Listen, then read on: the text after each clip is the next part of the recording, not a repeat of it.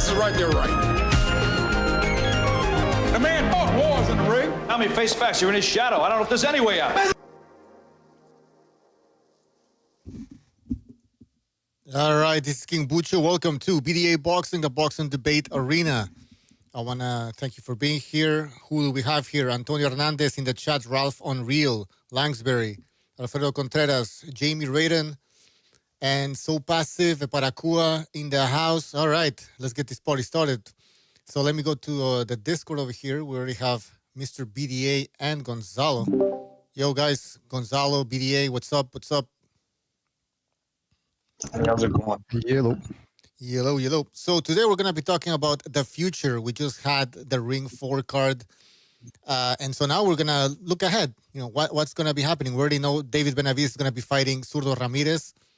If Zurdo Ramirez can get past his mandatory in January the 16th, I believe that's the date. And so he will be fighting Zurdo on Cinco de Mayo weekend, basically. When it comes to these other boxers that fought on the Ring 4 card, the future is still unknown, but we're going to be speculating here.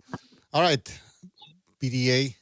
I wrote some stuff here from some post-fight interviews of the Ring 4 card.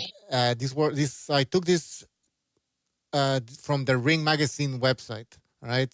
So they asked Benavidez, who stopped Yarde in the 7th round. They asked him, how do you feel about this fight? And he went like, I feel happy because the critics said I couldn't get a stoppage. It's true. I've been saying that he doesn't have the same pop at 175 as he did at 168. But I did predict a stoppage because, as I said, what's his name, Yarde, he gets tired. He usually gets tired. And yes, of course, it was an accumulation of punches that, did it also, but it was also the fact that the guy was tired, because early on, Yarde was getting hit and he was taking those shots. I think That's true. What do you think about that? That's a good point. I didn't think about that. Yeah, because when I watched the fight, I thought, hey, he was doing very well. Very well in the sense of Yarde. I thought Benavidez was gonna get that beating started right away, but Yarde was keeping him away with pity pat shots. I think I mentioned that in the post-fight show immediately after the fight. He was actually doing well.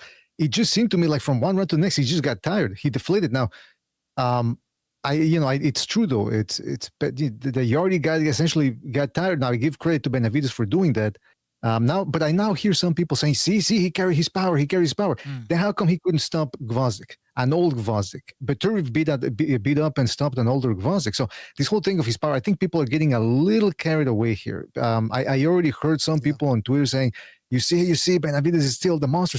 I'm thinking, it's interesting how a knockout, we've talked about this often. First of all, we love knockouts. That's why I like David Benavidez's style. It's must-see TV. But this is a boxing podcast, and we got to talk about what other people say as well, and how maybe that's not reality. Knockouts create this distortion within people's minds. He stopped Yarde, and now all of a sudden he's this monster again. I'm thinking, well, did people already forget what happened against Gvozdyk and Morel? Well, he couldn't put a dent on those dudes. Like, what happened to that? See how a good performance erases the bad ones, and then a bad one can also erase all the other performances. And it's interesting because, shout out to him for stopping Yarde. I wasn't quite sure whether he was going to be able to do it, but he managed to stop Yarde. It is an older Yarde. This isn't the same Yarde that fought Kovalev or even Beterbiev 2 years ago. But credit to Benavidez. And now that's like the question you were saying. What's next? So we're going to talk about that later, but I want to hear what, I don't know if the Guns wants to say something about that. In my opinion, hello, good evening or good morning on my side. I wouldn't focus too much on the power. Yes, power is important, but I think it's Benavidez is his hand speed that all the rest of the fighters and in that division. Bivol got hand speed too. He doesn't necessarily have power either. If you compare it to Benavidez's power, who hits harder? Depends. Benavidez got size. Does he have that one thudding type of punch that will knock you out cold? No, he doesn't. But would you trade activity for one shot at a time, like Canelo? Canelo's small guy, but he throws everything with power. There's other guys that hit hard, but they throw as many punches as Benavidez does. He's characterized, in my opinion, by his hand speed and his viciousness. That's what makes him the monster. Right. I agree. Yeah. Would it be a fair assessment to say that Benavidez actually he missed a lot of times with those punches that he was throwing? Some of them were landing, some of them were not. But this took place against a fighter in Yarde who was mostly preoccupied on defense and pity pads. There wasn't much there wasn't much of an offensive from his part. So he wasn't really throwing punches. I don't think he wanted to win the fight. You know what I mean? He was mostly protecting, trying to keep the distance and throwing pity pads. Yeah, but I am trying to find the why people are so excited over this win. I mean, I didn't see this type of excitement when Kovalev beat him 6 years ago, or when Beterbiev beat him. All of a sudden, Benavidez beats him, and he's like, "Oh, you see, that's why he's a monster. That's why Canelo didn't want to fight him." I'm thinking, "Geez, Louise, I mean, that's all it took, huh? A win over Yarde." But you're right, though. Yarde. I mean, listen, Yarde.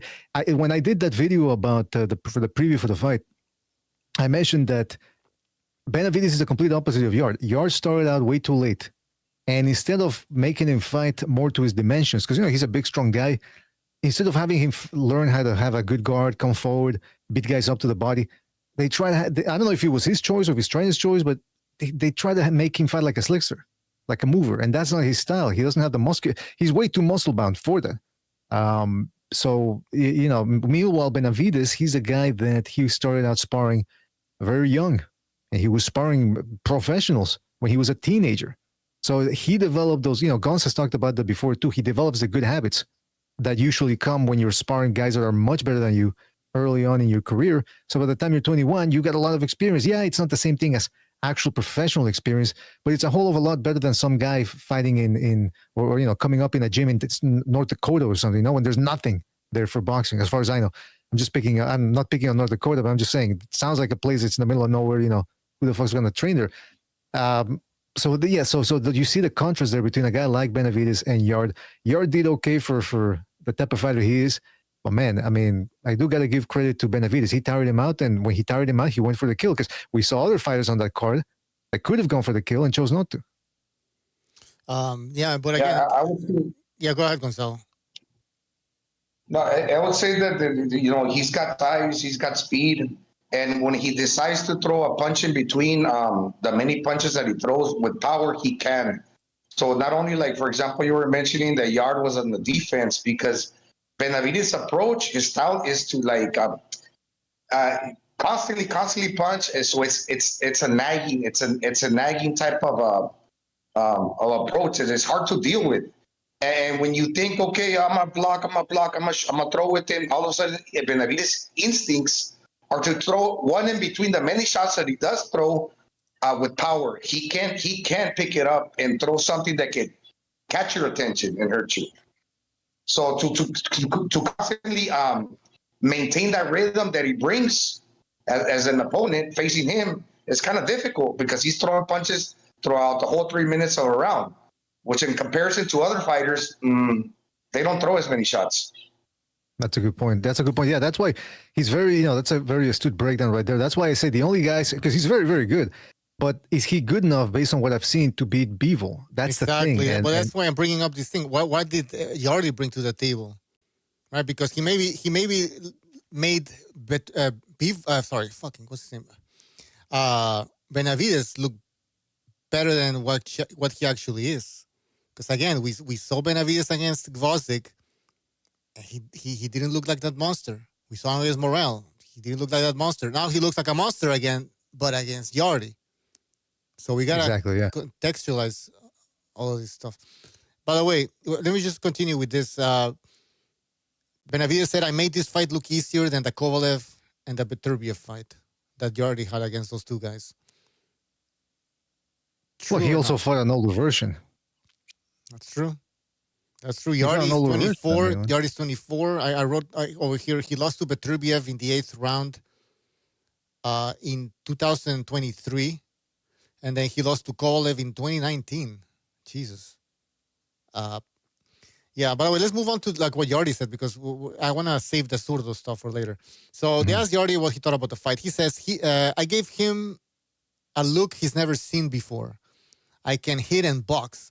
I knew today was about who landed a good shot first. He hit me with a good uppercut. I was fine until I took a knee because of my nose. Then he hit me when I was down. And after that, I was a little bit dizzy. He's going with kind of that. like, yeah, he's going that route a little bit. But then he says, I take nothing away from him. He's a great fighter. They asked him if anything Benavidez did surprised him. And he says, no, he's a good fighter. And then they asked him, rank Benavidez, Kovalev, and Beterbiev. And he said, I will put Benavidez second or third. Maybe I'll put him above Beterbiev. And I put Kovalev as number one. He also said that in that fight, it was very green. He said with that Kovalev fight, it was very green. So that's what he had to say. So he's putting Kovalev one despite the fact that he claims he was green himself? Yeah, and then he says that he didn't want to go into it. Yeah, like he didn't want to explain why. It's weird, but yeah, he thinks Kovalev was the best out of the three that he fought. Let's get to Benavidez again. They asked him about the Zurdo fight. He says, I'm confident about the Zurdo fight. I used to work with him, right? I think they used to spar and everything. We saw some pictures. I know exactly what I did with him. I don't know what that means. I mean, he's saying he beat him up or something. Then he says, they asked him, why did you prefer Zurdo over Bivol? And Benavidez said, I'm going to correct you. I don't get this fight. I don't get these fights. None of them want to fight me. I want Bivol, but he didn't want it. That is why I fought Yarde. He said he wanted Bivol like last weekend. He couldn't get him because he's scared apparently of Benavidez. What do you think about all of that? Well, the thing also, the thing not to focus too much on the power because he does bring the hand speed, and you don't only like win a fight by getting the knockouts. We've seen fighters that can box and land, and according to CompuBox and what the judges see, if you're landing, it doesn't matter if he's not hurting you or knocking you out. If it's a clean punch that is the connecting, hey, that counts to the judges, right? So he's throwing a lot of hands. Never mind if he's not hurting you, but as long as he's scoring, he's most likely gonna take that round. Now against a fighter like Bivol that also throws a lot of punches, it's gonna come down to. Look, those guys are not gonna knock each other out probably because Bivol didn't get knocked out by Beterbiev, and Benavidez hadn't stopped his two prior opponents. So you could pretty much say that if they were to fight each other, it's gonna go the distance. Now. Who's going to win that fight? Who lands more and who lands the cleaner shots is going to win the fight. So it's going to come down to that. Yeah, absolutely. That's a good point. And, some people could still be misinterpreting what we're saying. It's like, wait, how come you guys are criticizing Benavidez? We're only criticizing Benavidez in the sense of vis-a-vis what people are saying in exaggeration of his performance, saying, you see, he's the best. He beats Bivol. He beats Beterbiev. He easily beats Zurdo, and I'm thinking, maybe the Zurdo thing, because I never really thought that much of Zurdo, but for this performance to all of a sudden indicate that he beats Bivol, but I would like to ask people then. So, do you believe that Beterbiev from 2 years ago, based on the way he destroyed Yarde, would you pick him just based off of that to beat Bivol and to just run through him? Because that's what some people are saying about Benavidez. Oh, he's gonna easily beat Bivol. Why? Because of Yarde? I mean, again, Yarde. People were even shitting on him before the fight. Late starter, and his best win was Lyndon Arthur. Now all of a sudden Benavidez stops him, and so I'm saying it's a good performance. I like it. I like Benavidez' style, but come on, I mean this exaggeration of he's the next dominant force, and he can beat Bivol easily and run through Beterbiev. I mean, I think people are we got a lot of hyperbolic people out there. Yeah, now it seems like the power's there, but I don't think the power's there. I mean, again, he landed some very flush, clean shots on Yarde, and Yarde, he wasn't backing him up early on, right? And some people are going to say, well, Benavidez is not a one-punch knockout artist or anything like that. That's true, but he still had a more pop at 168 because he had, and you mentioned this, BDA, if you look at Benavidez against Plant or against, what's his name again? Andrade? Vosdik or Andre, yeah. No, he had them like literally almost running and circling around him. I mean, being very concerned about that power. But when it comes to Yarde, I mean, Yarde was taking those shots. at the beginning easily. Then his nose broke. He started to get tired, and I think that's when he just couldn't take it anymore. So again, the power. I don't think he has the power on 75 that he had at 168, and now he's moving up to cruiserweight. I really don't think he can hurt. What's his name again? Zurdo Ramirez. And how would he beat Zurdo Ramirez? Well, I think he can beat him because, I mean, you can see that Benavidez, like Gonzalo was saying, he's got very good accuracy, punch selection, punching from all angles. And I think there is a way for him to beat Zurdo. Zurdo is way slower, but he's also really refined his style a little bit. So I can see Benavidez beating him. I don't know about stopping him, but yes. I mean, look, listen, like you said, the way he was punching Vosdick and Morel, and he was really putting everything into those shots, and those guys weren't budging. Now you contrast that to his performance against Plant and Andrade. Those guys were literally just trying to get away from him. They couldn't handle his pressure. But competent fighters at 175 can do that. Now Yarde, people said it before the fight. Come on, his best win is Lyndon Arthur. So I don't understand why people are so up in arms or elated about this performance. It's almost as if he did what he was supposed to. Now, the Zurdo thing, that is confirmed, right? Yeah, yes, apparently it is.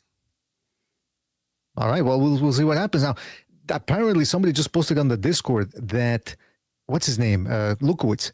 Apparently he said that regardless of what happens in the Zurdo fight, they still have some sort of a agreement with the WBA that they're going to mandate a fight between him and Bivol. If that makes any sense, because I don't even know if Bivol really has the WBA. You know me, I don't follow the belt, so no. So I'm I actually checked. I checked. Forget about. So Benavidez has the WBC and the WBA regular, the WBA super, whatever. Bivol has that one.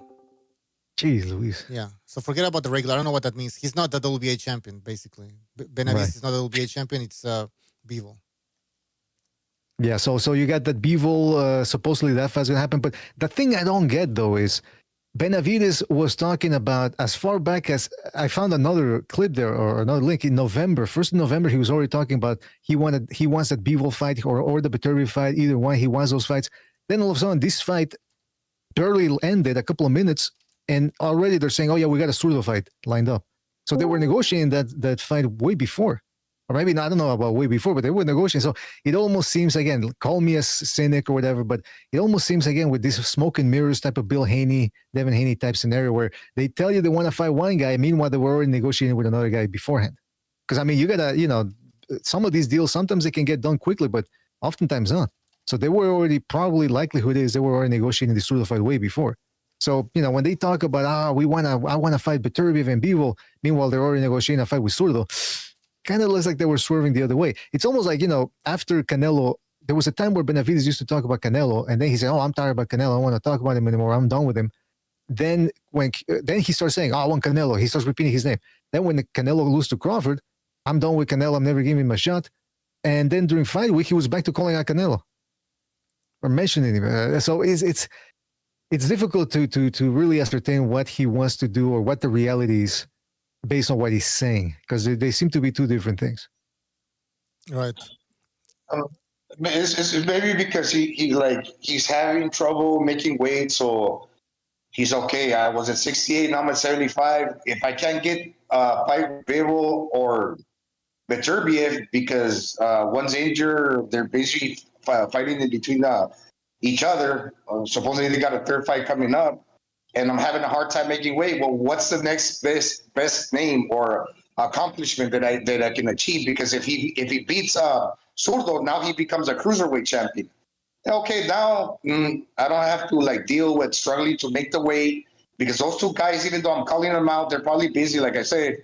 But at the same time, he's just mentioning all the popular names possible because he wants to put himself in the minds of the boxing the people, Yeah. Well, let's talk about that. Yeah, well, I don't know, Butch, if you want to ask him about that. About what? The flag thing. No, well, yeah. I just found it pretty cringe, the fact that Benavidez Sr., he's wearing the Mexican flag as a cape, basically. So everybody can see that they're Mexican. It's a bit like... I'm all about respecting flags, but because Gonzalo was talking about that, but positioning himself to be like a Mexican star or something. they were very ambivalent about his nationality or ethnicity. You know, he's half Mexican, half Ecuadorian, American. He's got some Dominican, Haitian. You know, next thing you know, he's Uzbeki as well, or you know, he's from Kazakhstan. I don't know. It's they're all over the place. So for them, all of a sudden, to bring in the flags on the trunks and then the flag as a cape, that's where I said, yeah, Butch, I agree with you. That's a little bit too much. And I think what they think is, you know, Canelo lost. They think there's a void now. There's a need for a Mexican star. So they want to fill that void, and that's why they want to fight Zurdo on Cinco de Mayo weekend. But it's a bit cringe, you know, just wearing the Mexican flag as a fucking cape. And then during the press conference, the pre-fight press conference, you know, the first thing that Benavidez Sr. says is some stuff in Spanish. Like, why would you start speaking Spanish all of a sudden? Like, yeah, that was weird, man. It's like all of a sudden he starts saying, quiero darle un saludo a toda la gente de México. Yeah, like, wait. Like, and he's in Saudi Arabia on top of that. On Saudi Arabia. English He's not even in California or Yeah. anything like that, right? He's not even in Cali. He's like Exactly, yeah. Saudi Arabia. So I don't know. It was good performance. Yeah. Yeah, no, a good performance from Benavidez. Listen, Benavidez did what he had to. He did what he always does: throw a lot of punches, and until you know he breaks a guy down. Now he couldn't do that against Vosdick, against Morelli was a war, and yeah, against Yarde, I mean, he stopped him. But who hasn't stopped Yarde at this point, right? This is what we're saying. Now, some people don't like that shit, but it's the truth. Like, you know, don't get carried away because you beat Yarde. Mm-hmm. The way he got Porky Medina was also with accumulation, and I remember like watching one of his fights a while back ago when he fought like Dennis Duglin. He was also kind of like Yarde, throwing everything, and he wasn't like hurting them until eventually I think Dennis Duglin got tired around like the 8th round, and it was more like an accumulation. It wasn't like I hit you and they're fucking hurting you. No, it's just the amount of punches that he throws and his incessant nature of continuing to throw and not getting discouraged. That's what Benavidez does. And I kind of like that. That style is it's entertaining. Yeah, it's entertaining. Yeah, you're don't right. Get me wrong. Don't get me wrong. Yeah, go ahead. I'm just framing it. We're just framing it based off of what other people on the internet are saying about how this dude, he's this knockout machine. It's like, come on, man. Did people already forget what happened against Vosdick and against Morel? So that's all we're saying. Yeah. But super chat from Edgar Moreno. Thank you for your super chat. He says, Benavidez fangirls climax for this fight, fake Mexican. Listen, I'll just say this, though. He used to at least come with a Mexican and an Ecuadorian flag. Now the Ecuadorian flag is even gone. No U.S. flag, even though he was born in the United States. And it's all Mexican flags and speaking Spanish the whole time. I don't know. Well, I mean, it just goes to show you how powerful the Mexican market is. I mean, it's Mexicans like people who bring it, people who try to go for the knockout, people who fight with skill, but with that killer instinct as well. And, you know, other demographics aren't as supportive of their fighters. And so, if this is a business too, professional boxing. So if they want to tap into that, it's their right. It was just a little bit transparent. That's it. But I mean, if their goal is to make money and then it works, so who cares how transparent it was, right? Exactly. I agree. I've turned in my Canelo fan card and I'm now a Benavidez fan card holder. Bandera Yeah, Look, I stepped over Canelo, man. Fuck that bum. I've always been a Benavidez, my bad friend. No, it's okay. I'm just being stupid. I'm just sensing a lot of Benavidez hate here. This is what I like wanted to about comment- Benavidez too. Let Sobers go in. He hasn't said anything. Go ahead. I wanted to comment on the Bandera Roja, how he came out with the flag. Like you're saying, he had his dad came out with like Super Mexico with the flag draped over him. And this is the thing that's about it, right? Because I do like it, right? I've always liked David Benavidez. I've always been a fan. I always told you guys, I just didn't like him against Canelo. I just didn't like that fight. I like all the work he does. If you look at his resume, I love his work, right? And he's not so much like everyone thinks he's a KO machine. He's a TKO machine. Tyrone Davis, he couldn't knock him out. Dennis Duglin, he couldn't knock him. He couldn't drop him. He beats the shit out of them, right? And the referee's like, all right, he's gonna kill him. You know what I mean? Right. So that's a lot of his style. He's a swarmer. You know, he's not a power puncher. He does hit hard, and he varies up the shots. But for the most part, he's trying to beat bop, bop, boop. You know what I'm saying? Like trying to like stun you with a bunch of shots, right? That's what he usually does. And that fight he had with Yarde the other day. I liked it a lot. I liked his performance. If the referee had not got in the way when he did, it was gonna be a Tommy Morrison and a Ray Mercer situation. He was frozen against those ropes, and he was already going limp. And if you like Gons brought up the Porky Medina knockout, if you guys see what he did to him, he can if you're not moving, if you're not defending yourself, he can hit you like 7-8 times, in like a couple seconds. So that's what was finna happen to Yarde. So I wish Yeah, he I let it agree. go just a little bit longer. I wish he let it go just a little bit longer so we could have got that. But whatever. I expected David to stop him later on in the fight. So he did better than what I expected. I think he looked good in that fight. And yeah, with the whole thing with the Mexican shit, right? He used to come out when he used to call himself the Bandera Roja. He used to come out with the Mexican flag. I guess he was gangbanging. He come out with his little red flag. And that was when he was younger. I liked that, and then Mike Tyson kind of threw a wrench in the whole thing when he said he's the Mexican monster, and then he started calling himself that because I guess out of respect for Mike Tyson, like someone gives you a nickname, you just run with it, and then his dad was doing this whole thing where he was being anti-Mexican for a while because a lot of Mexican fans weren't digging his chances because it was Canelo versus Benavidez, right? And he was saying, "Oh, you guys remember, right?" He's like, "Oh, Mexicans are stupid. They're not that good. They'll eat up anything." They'll take up anything. Anybody with the Mexican flag, they'll eat it up. And now he's kind of looking dumb though, because like you said, there is a void now, and he could fill it.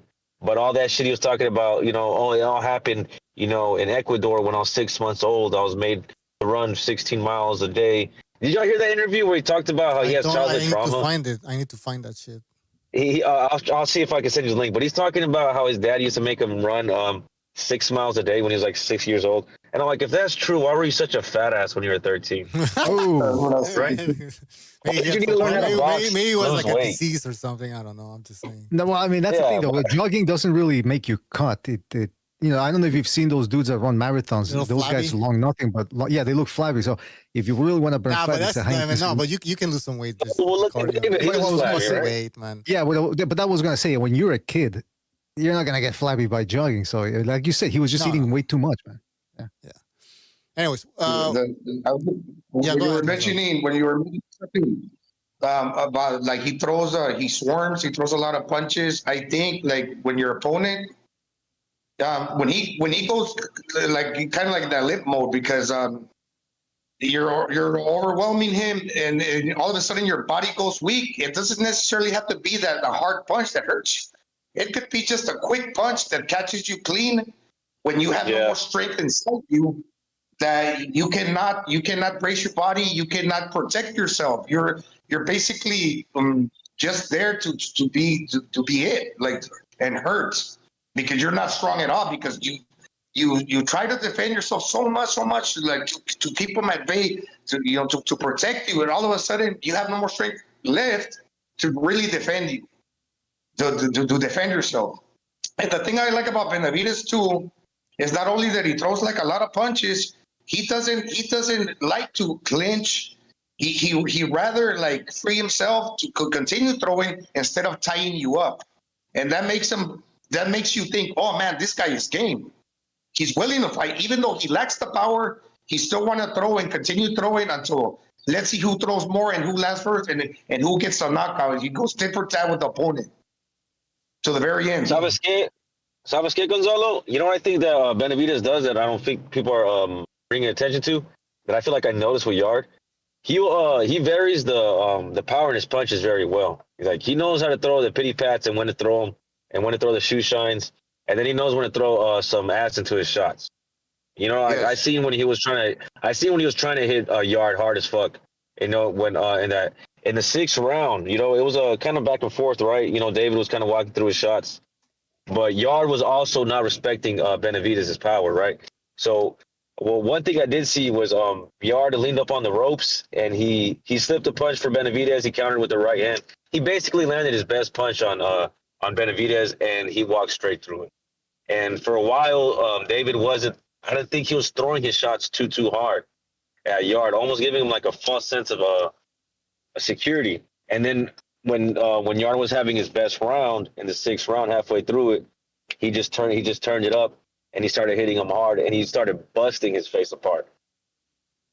yeah, but And when he caught him against the ropes, he threw like a couple overhands. But I've seen them. I don't know. He just looked different than the other ones. You could tell he was really trying to crack his head open. You know? Yeah. Mm-hmm. Yeah, he was trying with meat intentions. So, Frankie, thank you for your membership renewal. We really appreciate it. He says, as much as I hate to admit it, 147 is wide open for Haney to become undisputed. It's possible, yes. And then he says, Benavidez needs to fight Bivol or Beterbiev or he's ducking. I agree. Tony Boswell, no comment, but thank you. Appreciate it for always supporting the channel. He just became a member again. And Sirius. Nice. Sirius, no. Sid Boxing. I think it was some Star Wars thing. Sid Boxing FU. The £2 super chat. He says, Haney is a clinching little rat. We're gonna get to that. And I'm working on a video. I'm rewatching the fight, getting all the clips. I'm gonna show you all the clips because people say, you're just a hater. You're a hater. No, it's on video. You can't dispute the fucking video. But appreciate all of you guys for super chatting. Okay, let's continue with it. So we talked about. Let's just because we got new people here. Before we move on, the Zurdo fight. Your thoughts? I do not like that fight for Benavidez. I think 25 pounds will not be good on his frame. I think he looked good at once. I think he's getting into the groove of 175. He didn't look amazing against Gosvick and who was the other guy? Morrell. He had like a hard fight with Morrell. But against Yarde, he looked comfortable. He looked well adjusted at the weight. He was carrying the weight well. You know, people were saying he had a hard time making weight. I don't know. They always look like zombies. They always look gaunt. They always look stupid, right? Because they're always killing themselves. But I don't like I don't like him trying to fight Zurlochenko. It's not worth it. Not yet. He has so much work to do at 175. I agree. If he fights Beterbiev, if he fights Bivol, he gets him on his resume, it'll be Hall of Fame right there. This is the crazy thing about Benavidez, and it's kind of weird. It's hard to explain, but it makes sense. When he was 16 years old, maybe he wasn't 6'4". He was a little shorter, but then he was weighing around 200 pounds when he was sparring Pavlik and Golovkin. So he knows how to throw hands as a fat person. So now he's weighing 155. he got to go back to his walk around weight when he was 16, and he's got it in him to do that. That's one way of looking at it. Sure, man. Sure, yeah, you're right. Yeah, no, but listen. Like I was saying earlier, he sparred very early on in his life against pros. I mean, you can tell that he's got good instincts. I just don't know if he can beat Bivol. Now, the Zurdo thing, I think that's a winnable fight, even at 200 pounds. Well, how much is a winnable fight? Sorry, because we say winnable, like what, 50-50 or 60-40? No, you know what? I actually have a 60-40 for Benavidez because I just think he's a sharper guy. I think October's. Oh, shout out to the Real Food TV. But I think he's gonna be way faster. He's gonna beat the crap out of that guy. Come on. Yeah, listen. I mean, I want to know how the fuck Benavidez is gonna look at 200 pounds, because you can tell he's not gonna he's not gonna cut anymore. And when he cuts to make weight now, he still looks flabby. So is he gonna look like Andy Luis at 200 pounds? I don't think he's going to even put on. I don't think he's going to even put on weight. I think he's just going to step in the same way he just did at light heavyweight. That would be the best chance for him, right? You don't want to get bigger. Why? He had a cut. You know what? He might actually be the next James Stone. He might be the next James Stoney. And what I mean by that is not necessarily in style, but because James Stoney, when he was fighting at heavyweight, he was fat, but he had quick hands. Now he would explode every once in a while with flurries every once in a while, and then the rest of the time he would just. So I think that's what Benavidez is going to be. He's just going to be a guy who's going to be blocking shots, picking up shots with his underrated guard, and then every once in a while you'll see him, throwing those little flurries, and he's going to be all fat and jiggly, and it's going to be a weird sight to see. And I tell you something else, I might be willing to pay for that. You want to see those tits swing? No, no, that's not what I said. All right. But all right, so let's move on because we've been talking about Benavidez now for 37 minutes almost. All right, so let's get to Devin Haney. So they asked him this Ring Magazine TV. Everything he said, everything I said I was gonna do, I did it. And then he says, and then they asked him, so you silence the doubters, right? He's like, yes, I'm one of the best pound for pound fighters in the world.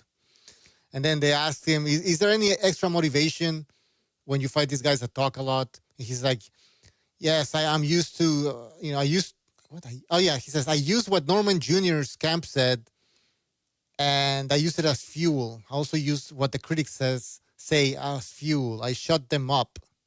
Okay.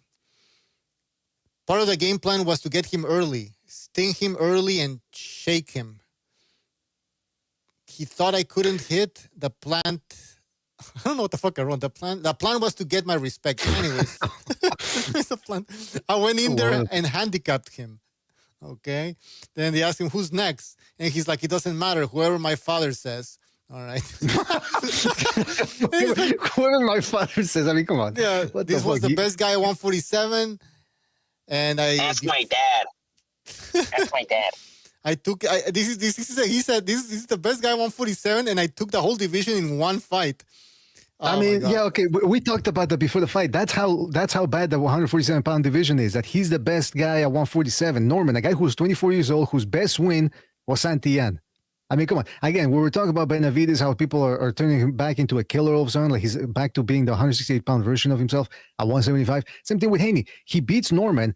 Ring Magazine just put him in number 10 pound for pound for beating Norman. For beating Norman. Think about that. Yeah. People can say, yeah, but it was a 50-50 fight. I mean, there's plenty of fights that are 50-50 there with the bookies that shouldn't be 50-50. I mean, again, and people can say, oh, revisionist history. We were saying this, a lot of us were saying this before the fight. Norman, 24 years old, very thin resume. The few times he'd fought anyone whose style resembled Haney, he looked awful. And again, I'm not saying it was a bad, that I'm not giving Haney any credit. I'm giving him credit because, look, he outboxed the dude. I mean, he did what he had to do. But the people who are blowing this out of proportion are the people who didn't expect it, it seems.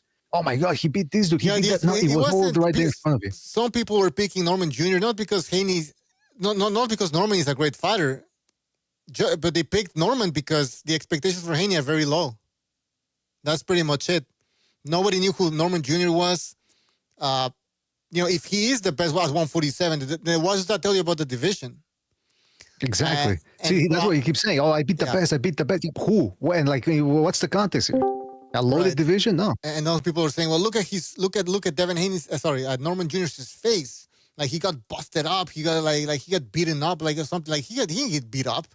He didn't get beat up. We're gonna show you the CompuBox numbers that I have right here. And again, I told you guys I'm making a video, so I have all this information. Ah, shit! Wait a minute. It's a PDF file. Give me 2 seconds. Take over, BDA. It's a what? Yes, a PDF. So it's a PDF. No, because now PDF. Is that what Norman is? Wait, that's what Haney is? A PDF file? Bucho, PDF now is code for, you can't say Chomo, the official P word for Chomo, so now they use the word PDF. Was that what Bill Haney is, a PDF file? I know that. Hey, listen, he does have a record. No, but that's the thing about Haney is people were saying, man, he beat Norman up. He beat Norman up. He beat him up in the second round. That's when he blooded him up. The rest of the fight was one punch at a time. No, he didn't beat him up. Okay. He beat him up in the second. Listen. He blooded him up in the second round, and then afterwards, Norman was just the same. I don't even think he was bleeding thereafter for most of the fight. Haney had that big second round, and that's it. Most of the time, it was one punch at a time, and every time Norman overshoot the runway, Haney would just clinch him, like a lot of us said it was going to happen because he was right there in front of you. He was right there in video. But I want to say this: Haney threw about 270 something punches, I believe. Landed 70 shots. How is that a whooping? How is that a beating? How is that when you just land 70 punches and it's one punch at a time and the rest of the time you're moving or clinching? How is that a masterclass? I don't understand these people. It seems like we live in a different world. The rules say you're not allowed to clinch. Don't give me this shit about, there's a difference between hugging and clinching. No, if you wrap your arms around a guy, whether it's one arm or two, if you wrap your arm around a person because you don't know what to do, because you can't find the inside, because you're tired, guess what? That's clinching. That's against the rules. And it's boring, and it prevents us from seeing who the best guy is, because I would have liked to have seen, I don't know if Norman would have been able to beat him without the clinches, but I would have liked to have seen what would have Haney have been able to do had he been forbidden from clinching and would have had to fight on the inside. Would he have been able to get out of the ropes or out of the corner without clinching? We don't know that. I just need to read hold on, Gypsy. I need to read a super chat because then I'm going to forget about it. Here we go. Fluke Duke, thank you for your super chat. He says Benavidez is taking over Bomnelo's Cinco de Mayo and Mexican Independence dates. P.S. Benavidez would never lose to a career welterweight. Well, no, I mean, he's going to cruiserweight at this point. I don't think he would ever lose to a welterweight. He needs a fight. He needs a fight Crawford. Fuck that. Yeah, no, I don't think Crawford would ever take that fight. He needs to kill Crawford. Anyways, but Haney beat the whole Norman spiritually, psychologically. He humbled him spiritually, Sexually, physically, emotionally. Physically, I mean, he looked humbled, bro. He looked like he was in a prison cell with him, and one guy, took advantage of the other guy. No, you're doing too much. You're giving this guy way too much credit. You see that robe? Let me break down this fight. Let me break down how I saw this fight. So the first round and a half from Haney, you know what I saw from Haney? He was so scared of being in the ring with Norman that he was literally trembling. His legs were trembling, his shoulders, his arms were trembling, and he was trying to hide it mask it with twitches and act like he's shifting and like trying to throw feints and like trying to react off of Norman, but he was so fucking scared that he was trembling. He had the jitters, bro. I've never seen someone moving like that, right? And Norman was very calm, cool, collected. He came in, he acted like he was in control. And then after that knockdown, the whole fight changed. Haney stopped shaking. Norman, all the fight was taken out of him after that knockdown, right? And it was crazy. It was crazy because that he threw a left hook and a right hook. The left hook didn't even land. Just the right hook landed on his chin and he went down. That right there was the biggest surprise to me for the fight because I could see Haney doing what he did. After that knockdown, bro, there was no highlights. That knockdown was the highlight, was the whole fight. Exactly, but people all they remember is the stoppage. He had a No, decent the knockdown, that's all they remember. Norman was just kind of scared right there, shook, and Haney was okay with him doing that, right? Haney was okay with landing a punch every 30 seconds and then hugging, and it got to the point where Norman was initiating the clinches too, right? So it was just after that knockdown, it was a shit fight, and it sucks, dude, because the Normans they talked a big game and had a lot of people believing them. They had a lot of people believing them, bro. And I'm interested to see where they go from here. If these guys still going to be on TV, are we going to hear about these guys ever again? I don't want it to be like that, but that's the kind of performance that Norman showed up with, and that's that Haney kind of shut him down with one fucking punch. He shut him down. I agree that the fight was shit. Is not the most exciting thing to see, but it was the left hook that actually wobbled his legs, and then the right hook fucking dropped his ass. I mean, straight right. It was a 3-2. He blocked it. He blocked it, bro. Hurt him. He wobbled him through the fucking glove. Okay, that dude has no fucking chin. No, he does. Well, that's what I was gonna say. It's just that Haney, got him at the right sweet point. I mean, you shook his head. Pretty much he did a 3-2. His head goes whack whack, and then next his brain jiggles inside, and his legs give out. It's normal. It can happen to anybody. But the thing is, it wasn't the most exciting fight. But getting rocked by Haney is not normal, bro. I don't give a fuck. Hey, can I say something about that? Yeah, you know what? That's what I wanted to say because Sobers hit on that about the overconfidence from the Normans. All throughout the build-up to this fight, they're very confident. Then, in fact, he even told Haney before, when they did that face-off on the zone, he said, man, you can't hurt me. You can't hurt me. You can't hurt me. And I'm thinking, do you really do you see the size of this dude? I mean, he's got snap on his shots. It's not like, and now when he's at his natural weight of 147, when he's not weight bullying anymore, what do you think is going to happen? He's got some pop in his shots. And it reminded me a little bit, and I mentioned this before the fight. I said, I don't want to see another situation where it's like Liam Smith versus Chris Eubank Jr. Remember, Liam Smith knocked him out in the first fight, even though he was losing the first fight, but he ended up knocking him out. And then in the rematch, he comes in there, and he's in his hometown now. There's fireworks, a big entrance. And then Chris Eubank is boxing him, and fucking Liam Smith didn't know what to do. I'm thinking, did you even train for this fight? Did you even know who you're fighting? And that's the same thing with Haney. How did the Normans not know who they were fighting? I would really like to know what they were thinking because they were so confident. We're gonna knock him out. He can't stand in front of me. I'm sorry, but Norman is nothing special. When I get Haney, he's gonna beat. I mean, I don't know. Some people in the chat think that we picked Norman Jr. or something and now we're like trying to make excuses or something. No. Like nobody. A couple of us did. I picked Norman at first, but when y'all guys asked me right before fight night, I said no. I'm pretty sure I'm switching to Haney. Yeah. After I seen that Quentin Randall fight, after I seen how this dude acts when someone can kind of subdue him, he'll get complacent and he'll just. And the fight became a wrestling match. They were just wrestling in that last round. Listen, it was painful to watch, nobody was convinced that Norman was going to win anyways. And again, a lot of people that I talked to that picked Norman, they just picked Norman because they have, again, very low expectations for Devin Haney at this point. From Devin Haney, if you look at Devin Haney's fight against Ramirez, I mean, that just tells you everything. Like, why was he running like that against Ramirez? You know what I mean? What changed? What changed? All of a sudden, this guy can knock out a guy. He was running against Ramirez, but it was not. It was not as bad as Shakur running away from Edward dos Santos. Who cares? It doesn't matter. It doesn't matter. It's still bad. Bad is bad. We're gonna fucking compare a piece of shit with another piece of shit. Piece of shit is a piece of shit. Yeah.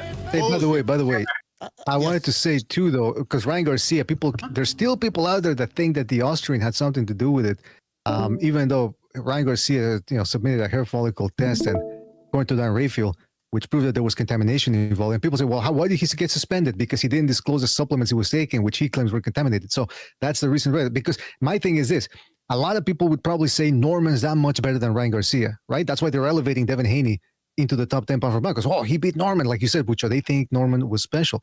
So I'm thinking, well, wait a minute, are you telling me the Austrian made Ryan Garcia that much better, that he could do something that Norman couldn't do? No, it's styles. Ryan Garcia is a long range guy, contrary to Norman, who's 5'8". Ryan Garcia is 5'10 and a half, something like that. He's got a long ass left hook. He knows how to set up that left hook. He does know how to control range. He's just a fuckhead outside the ring, and he's undisciplined. And that's what happened with him. If they fight again right now, Ryan Garcia, Devin Haney, I guarantee you it's still a close fight. Tell you what, I think Ramirez beats, at this point, Ramirez, who's washed up as fuck, Jose Ramirez, he beats Norman Jr. I don't know about that. Why not? I'm looking at Norman Jr. performance. It's terrible. It's a F. It's a fail. It's a fail. Like, come on. I think the lights were too big. I think he was inexperienced. He was a little too young, and they were overconfident. They didn't expect to get hurt, and they didn't have a plan B. After he got hurt, he didn't know what to do. He was frozen. So I don't know what his pops was telling him in the corner. Well, yeah, he kept lunging. He kept leading with the left hook. And he had no idea. I don't know, bro. It was very. I promise you, Ramirez will beat Norman. Ramirez is a better boxer than Norman is. Of course. Ramirez was more of a threat to Haney than Norman ever was. That's why he hit shots a lot more. It was a lot less taking risks with Ramirez than it was with Norman. Norman, he took a lot more risk in certain cases. Haney, even though he likes to clinch. Ramirez is a bigger threat. Ramirez, actually, in my opinion, I think Ramirez punches a lot harder than fucking Norman does. Yeah, and Norman Jr. was banking on his athleticism probably, and his snap and speed, and he's like, well, if Ryan Garcia did it to him, I can do the same shit. No, you can't. If I remember correctly, somebody brought up what was Norman Sr. telling Jr. in the corner. From what I remember in the Quinn Randall fight, where he looked awful as well, I think I remember the type of instructions were something like, stop playing around, man. Go get him. Go get him out of there, man. Come on. It's like, come on. Those are the type of instructions. And so knock him out already. What the fuck? And so what are you expecting from when now you're fighting a guy like Haney who, like we said, tricky guy, good jab. People still undervalue his jab for some reason. He knows how to stall. He knows how to clinch. You get too close to him, he's going to clinch you. You got to keep your distance. You got to get out. Confuse the guy. You need to confuse the guy. You need fucking different angles. No, you just standing there. It's terrible. He didn't have a game plan. Norman Jr. did not have a game plan. Edgar Moreno, thank you for your super chat. He says Canelo is done. Boxing is in a coma for a while. It is though. It is, and some people are celebrating this. Because they don't care about boxing. They really don't care about the general will. Yes. Y'all should have had Burt in the corner with y'all. To the Normans, y'all should have had Burt in the corner with y'all. That's all I'm gonna say. Look, guys, the Haney that fought. That's what somebody said is that Haney had Andre Ward's trainer with them. That's who they had helping him, which makes a lot of sense. I don't know about that, man. I don't know about that, but hold on. What? Timothy Bradley is talking about if this is the best Haney you ever seen. I promise you that. Well, he picked Norman because he picked Norman to win. And look, listen, Bradley, I can't shit on him like I used to before. Bradley, Gypsy. You gotta get off the what you call it, the Bluetooth speaker, or whatever, because you can't hear us properly. I think he's on speaker probably. Yeah, do I sound like shit like him? No. Now, Gypsy, listen, since the inception of this show, Gypsy has always had audio issues. He would place his phone on one side of the room and go lie down on the other, and he would just scream at the phone, "Hey guys, do you think?" And he would be going around cleaning the house, and you could hear furniture falling. I mean, come on, Gypsy's I'm in always the done that. bathroom right now. I'm dropping a couple of logs. No, but what was I going to say? The Haney, listen, Timothy Bradley was saying that he couldn't see Haney beat Norman. So now that he does beat him, now all of a sudden he's elevating Haney above him or to a level that he shouldn't be at. But look, Haney's good. But again, the people, it was funny. I'm going to rewatch the Ryan Garcia fight because Ryan Garcia wasn't even in shape for that fight. And after he dropped him, he would make Haney come to him. One of the few times we actually see Haney. Geez, Luis, James, can I finish my thought, please, man? You would actually see Haney having to go forward against Garcia, and then Garcia would give him a taste of his own medicine with the clinching and the bussy roll. So that fight, I'm going to rewatch it again just to see how somebody gave Haney a taste of his own medicine, and he didn't like it too much. But go ahead, Yeah, Gypsy. people got enamored with the Norman KOs. People were watching those KOs. Yeah, but you've been going. Let me just say this, dude. People got it.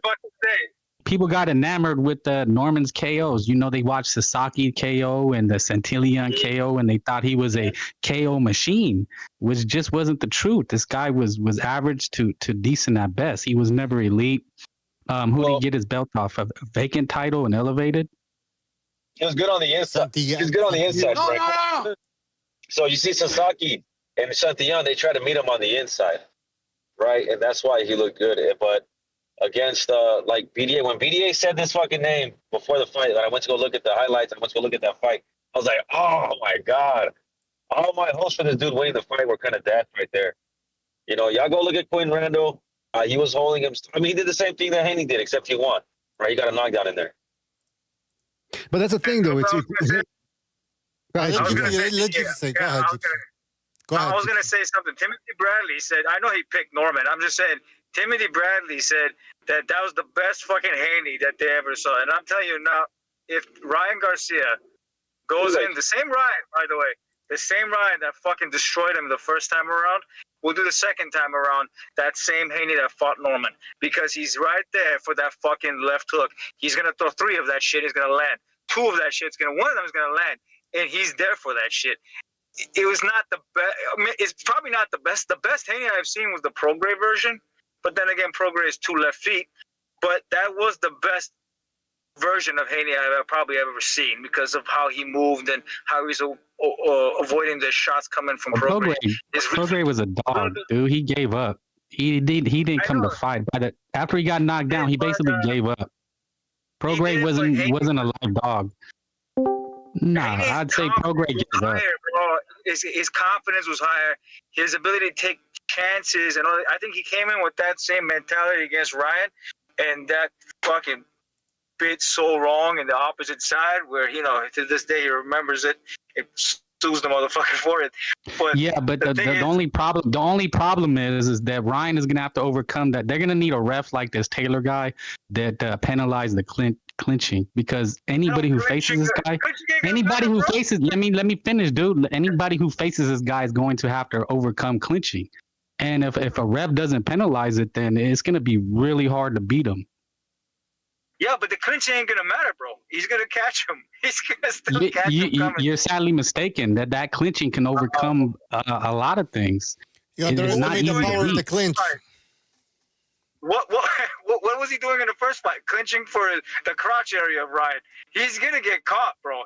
That's why Ryan says it doesn't matter what version he thinks he's gonna fucking whoop him the second time, and I believe he will, because he has no answer for the speed of that left hand. He just doesn't have it. But a lot of the rounds were kind of close. Haney had won a few of those rounds, and you know it was Ryan barely won, even with the knockdowns. They tried to rob him, but Haney had boxed pretty good. So you combine with the clinching, and if he's more effective and can just mug Ryan, it'll be a long night. All right. Before we get to that, there was like 2 or 3 knockdowns that didn't count in that fight. My bad. Go ahead. Oh yeah. There were some knockdowns didn't count. It was a one-sided fight. Some people were saying, "Oh, if we went for the knockdowns, you know, Haney wins the fight." I'm like, what? What are you talking about? Knocked him down like 8 times. Right, guys. Here the punch output: total punches landed and thrown. All right, for Haney against Norman Jr. Some rounds are pretty disgusting here. Like round 3, Haney threw 20 punches, landed 6. Disgusting. there was another one that's quite embarrassing. I think it's this Well, it looks very similar round six. to Round six. Sorry, this is round six. 18 punches thrown, 2 landed, and those 2 were jabs. He landed 2 jabs in round 6. 2 fucking jabs. Disgusting. Disgusting, bro. those one did numbers look anything very after that similar. knockout. He did the same thing to Cambosis.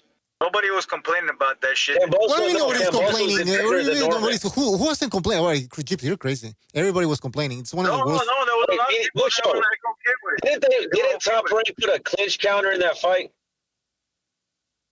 In the second one, they did. Okay. The second one they did the clinch counter. He didn't want to fucking engage Cambosis. Cambosis would have fucked his world up if there was no clinches, bro. Camboso did better than Norman did. Yeah, now all the LDBC folks are fucking quiet in the chat. You know, once you start showing them the numbers, and I'm going to do a video on this fight, I'm going to show you evidence of the clinching that happened, that occurred. And I'm going to show you also how many punches Haney landed. He didn't land shit. Look at the numbers, guys. He didn't beat up the guy. Yeah. Yeah, but people say, oh, you can't believe CompuBox. That's not how you score a fight. I'll have to do That's what people say. Because if you look at Crawford versus Canelo, those numbers, Crawford had a lot of the similar numbers. But but that's the thing. Nobody here saying, first of all, nobody here saying that Crawford didn't win that fight. And nobody's saying that Norman didn't win the fight, that Haney. Norman somehow won his fight against Haney. Yeah, because look, Norman lost that fight. But all I'm saying is, it would have been interesting to have seen how the fight would have been had the rules been respected.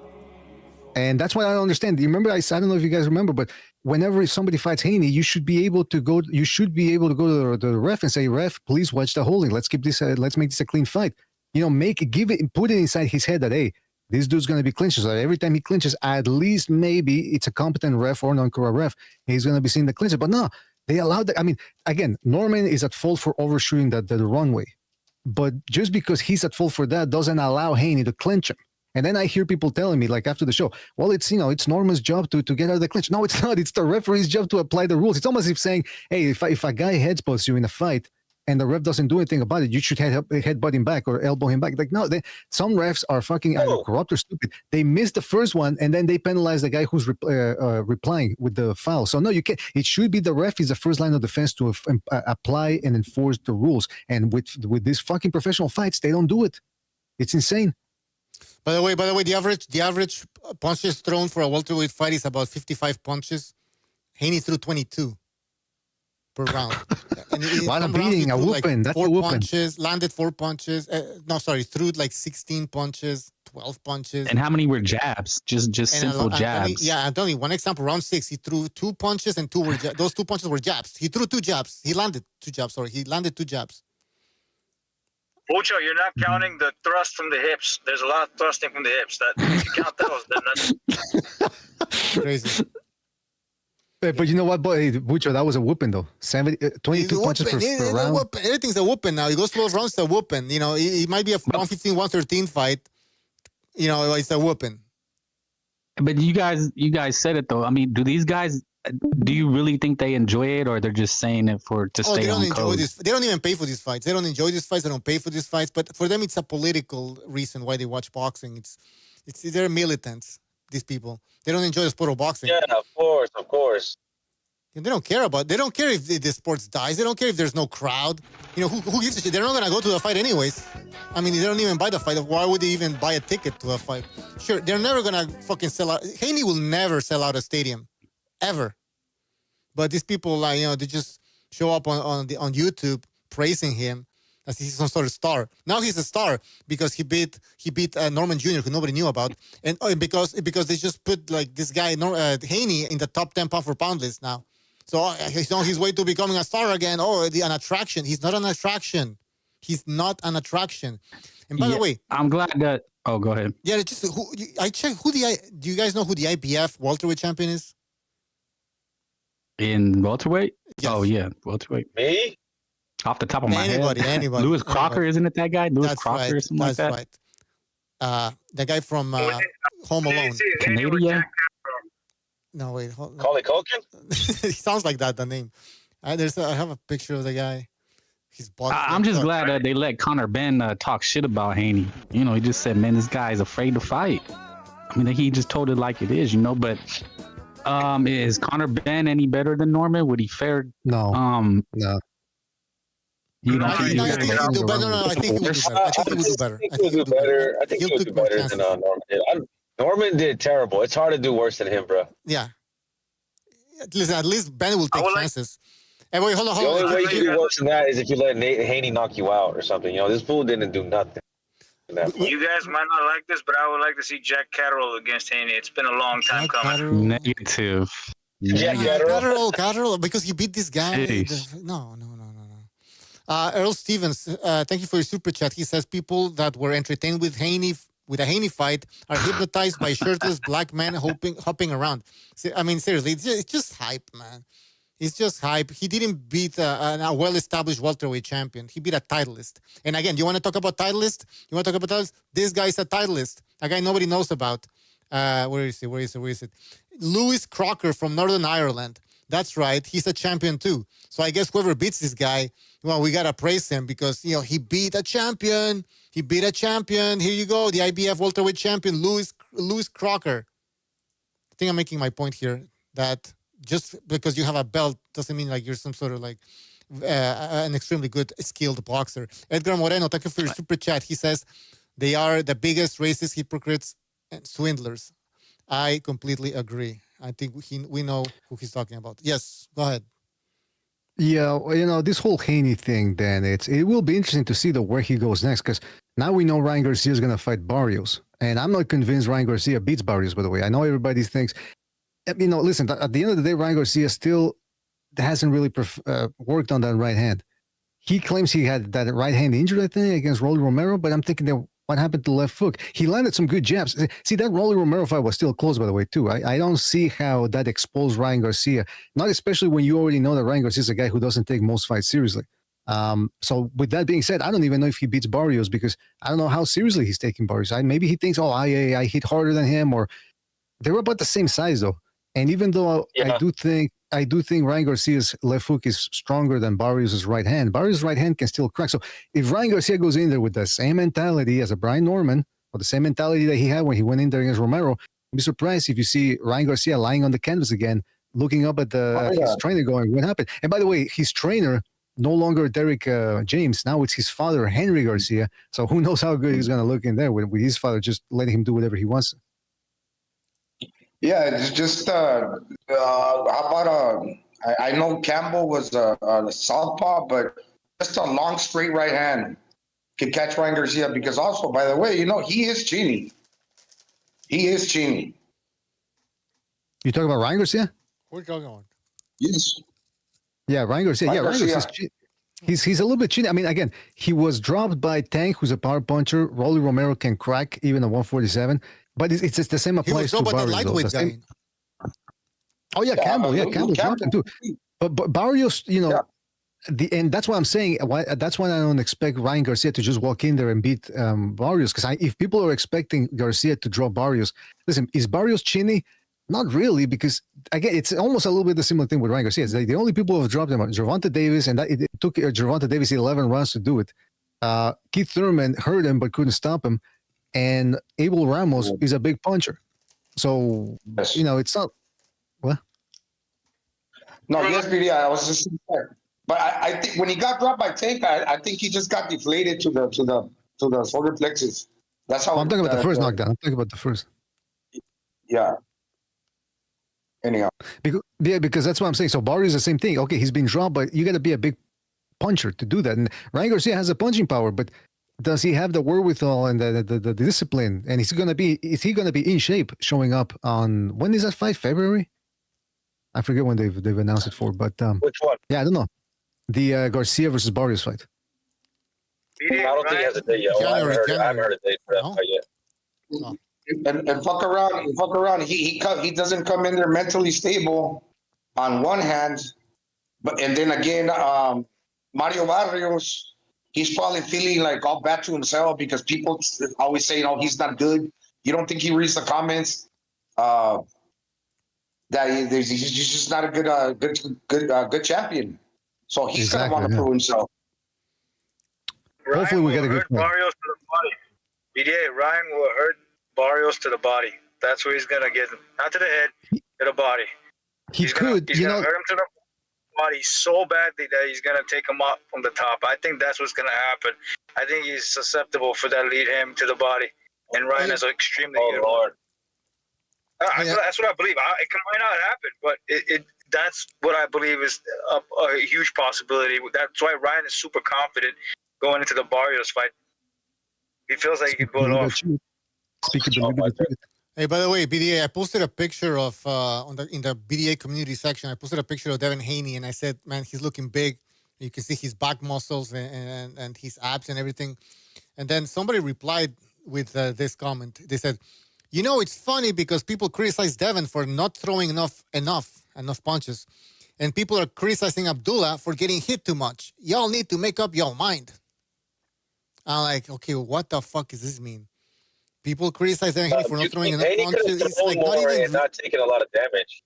There's no correlation. Exactly. You can throw punches and still not get hit, but these people don't get it. They're like, either you don't throw punches and play defensive, or you throw punches, you're going to get hit. Well, if you're getting hit all the time because you're throwing punches, then you're not doing it correctly. And that's the other thing. That's the other distinction I want to bring up is Mason was trying to box in the spots, and that's where he was doing the worst.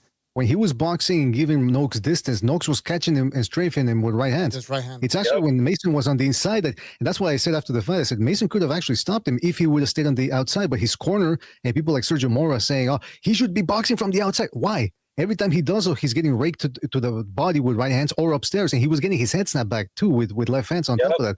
It wasn't just on these. So these people, again, these people who see, this is why I talk fast, because every time I talk, people start jumping in. What I'm trying to say is to the gentleman who left that poser, Bucho, or I don't know if he was a gentleman nowadays, but no, probably not. You know, yeah, but that type of comment, oh, it's either or. Either or is a fallacy. I don't know if he understands that. Nobody, some guys can box, some guys can't. Now, some guys should be punching on the inside, and some guys shouldn't. The point is, some guys get hit more than others. And when there's a guy that gets hit way more than, and people start claiming that he's some sort of defensive genius, that's when we criticize him. Now, for Devin Haney, you want him to box. He goes to the extreme. He goes to the extreme of landing only 70 punches in a fight and clinching. That's the main focus here. That's the main points. Everything else is just superfluous. All this, well, you guys can make up your minds. We're criticizing the fact that he threw very little punches or very few punches and that he clinched a lot. That's the main problem here.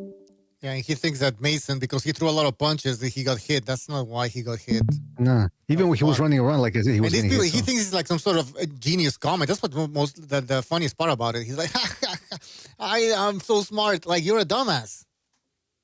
Well, it's probably because he probably saw that on Facebook and he thought, that's a great one. I'm going to steal it. I'm going to copy paste it. Well, yeah.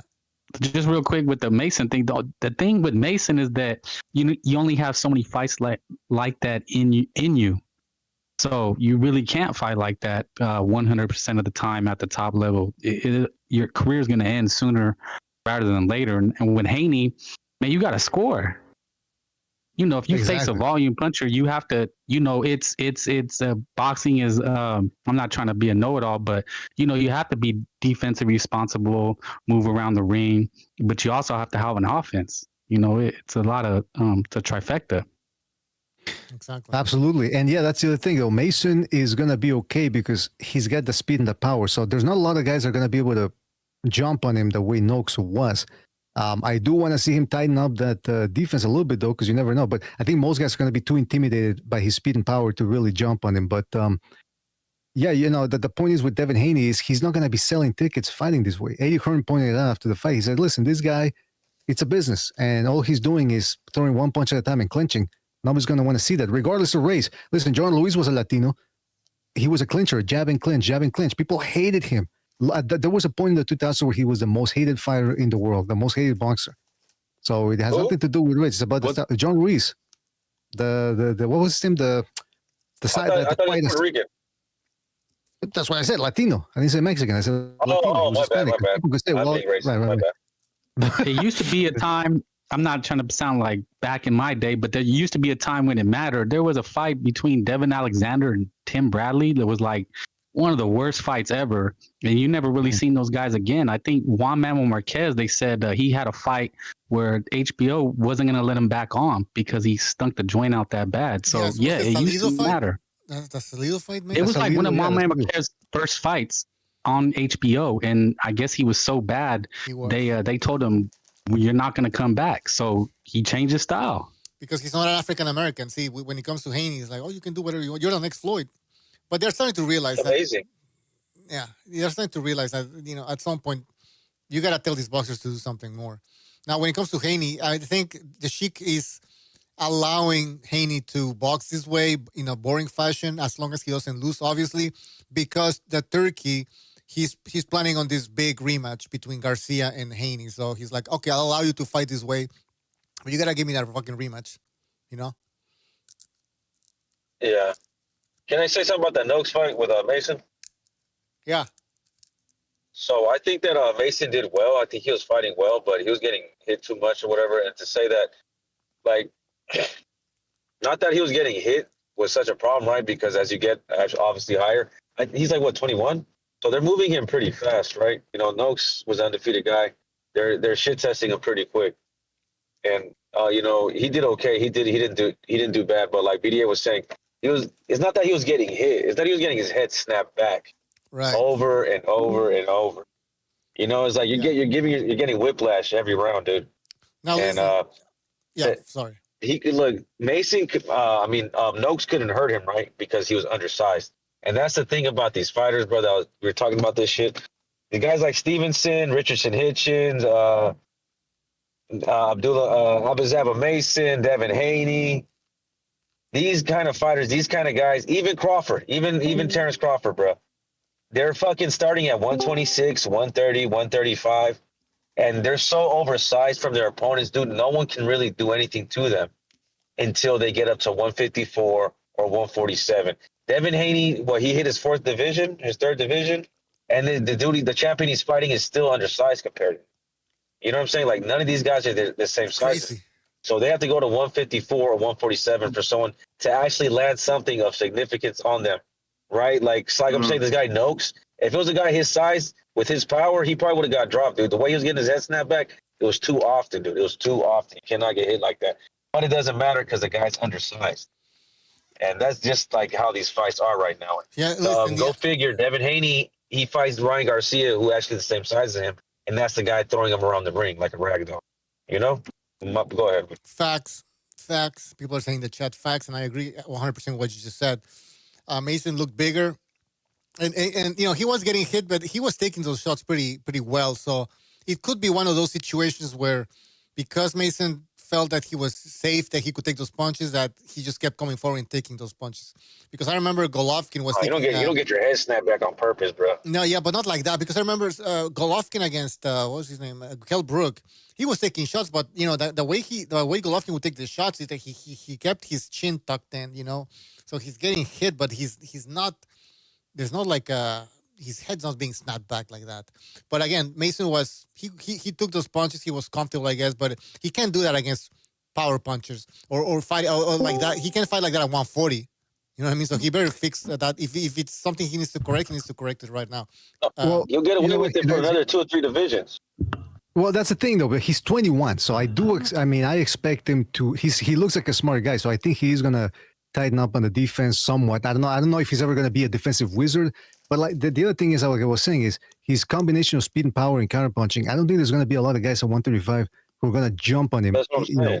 The way Noakes did. Maybe Cepeda. And by the way, I this might sound crazy, but I think he could stop Cepeda because Shakur Stevenson ain't a power puncher. Mason is.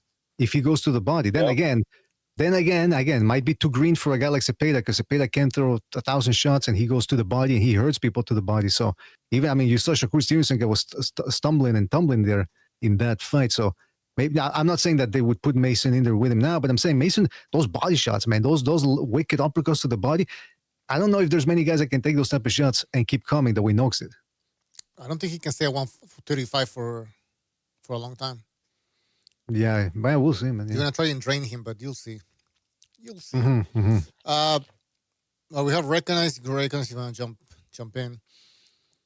Whatever. Yo, yes. Just want to say, man, that was a masterful performance from Devin Haney. Oh yeah. All the crow, you know what I'm saying? I got to eat that crow. I picked Devin. I picked Norman to knock him out. It didn't happen because, you know, Devin Haney's top 10 pound for pound, bro. That's a fact. Get him How out many of here. beers you in, bro? I mean, too many Puerto Rican expressos. No, but yeah, I mean, I heard you. Listen, recognize. I heard you say that that was a dog shit performance. It was. All right, for me, dude. I mean, can you? After the second round, I heard Sobers I was listening to you guys, and I heard Sobers say basically what I was saying, what I thought in my mind.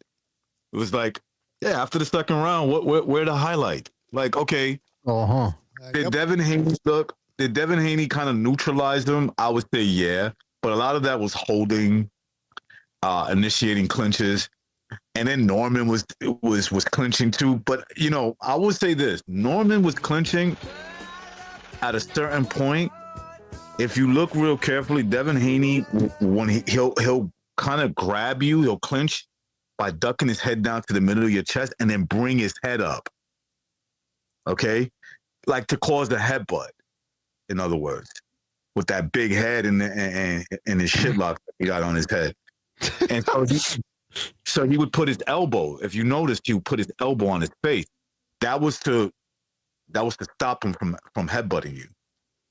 You know, like in a street fight. Like that's what you would do. You know, if a guy's like you're wrestling with him, you know, he's trying to headbutt you, if you could put your elbow right on his head, so he won't do it. And anyway, outside of that, that fight was garbage, man. The punch stats. Did you see them? Oh, we talked about it. Yeah. Dude, that's crazy. I mean, it wasn't even that. Look, according to punch stats, right? Which some people want to believe in when it's in their favor or whatever. It clearly shows that statistically, that was one of the worst performances he's ever put on. So the welterweight average is 55 punches per round, and he threw 22. I'm telling you, right? Way below the average. Yep. Way below the average because he spent a lot of time clinching, and I, you know what? And I think I believe he kind of shortchanged himself because I think Brian Norman was there for him. Yeah, he played a factor, obviously. Yeah, he played into Haney's fucking plan. He would launch in, step in too hard, and then get clinched, and the whole thing was just a mess. Again, I want to just repeat this. Round 6, Devin Haney threw 18 punches, landed 2 punches, and those 2 punches were jabs. Right. Masterclass. Masterclass. Look at Norman Jr.'s face. Like, what about his fucking face? Like, and then they just show you the knockdown. He's supposed to go like, oh shit, that happened throughout the whole fight. No, that happened in round 2 only. That bubble eye, some of it was from a headbutt too. Yeah, it looked like a headbutt hit him. Ah, there you go. All right, BDA, sorry, just let me read a super chat here.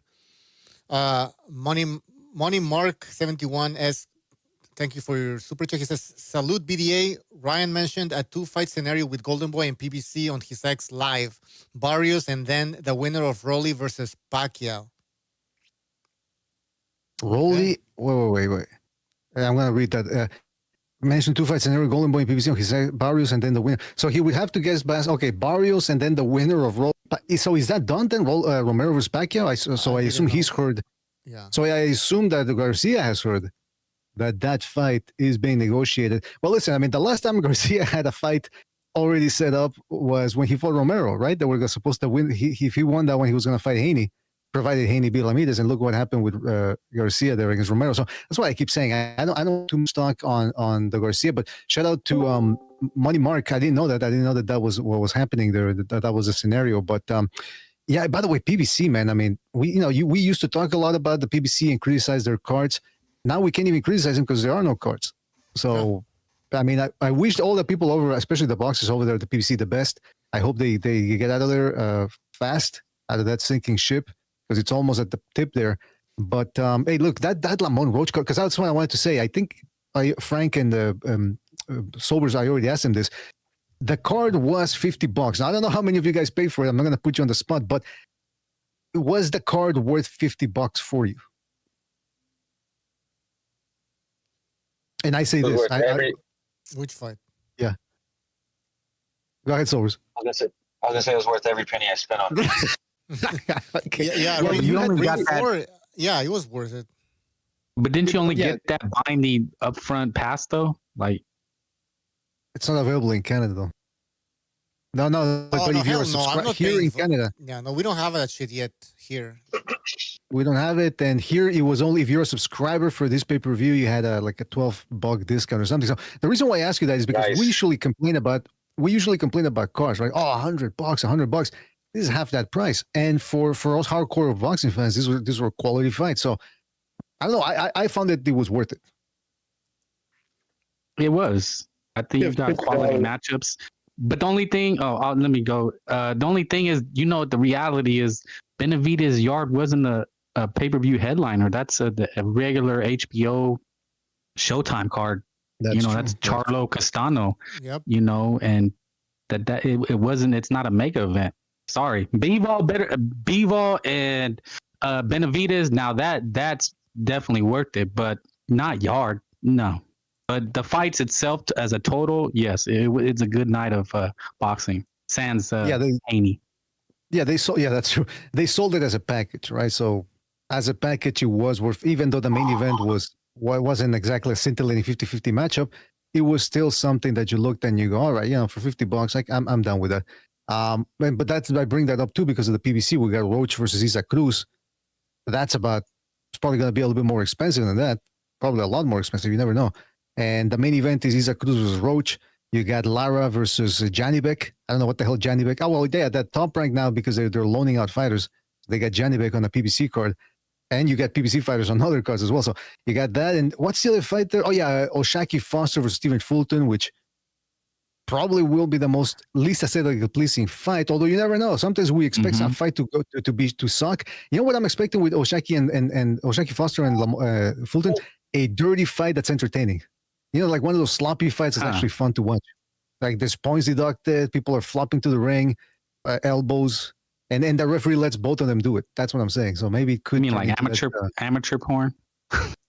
Like amateur porn. Well, like I said, sloppy. Yeah. It's just no editing, sloppy, and you just get through it. And it was fun. Gonzo style. That has nothing to do with Gonzo, by the way. That's Gonzo. Earl Stevens is saying Benavidez is making his play to take over the Canelo dates. He needs an opponent, though.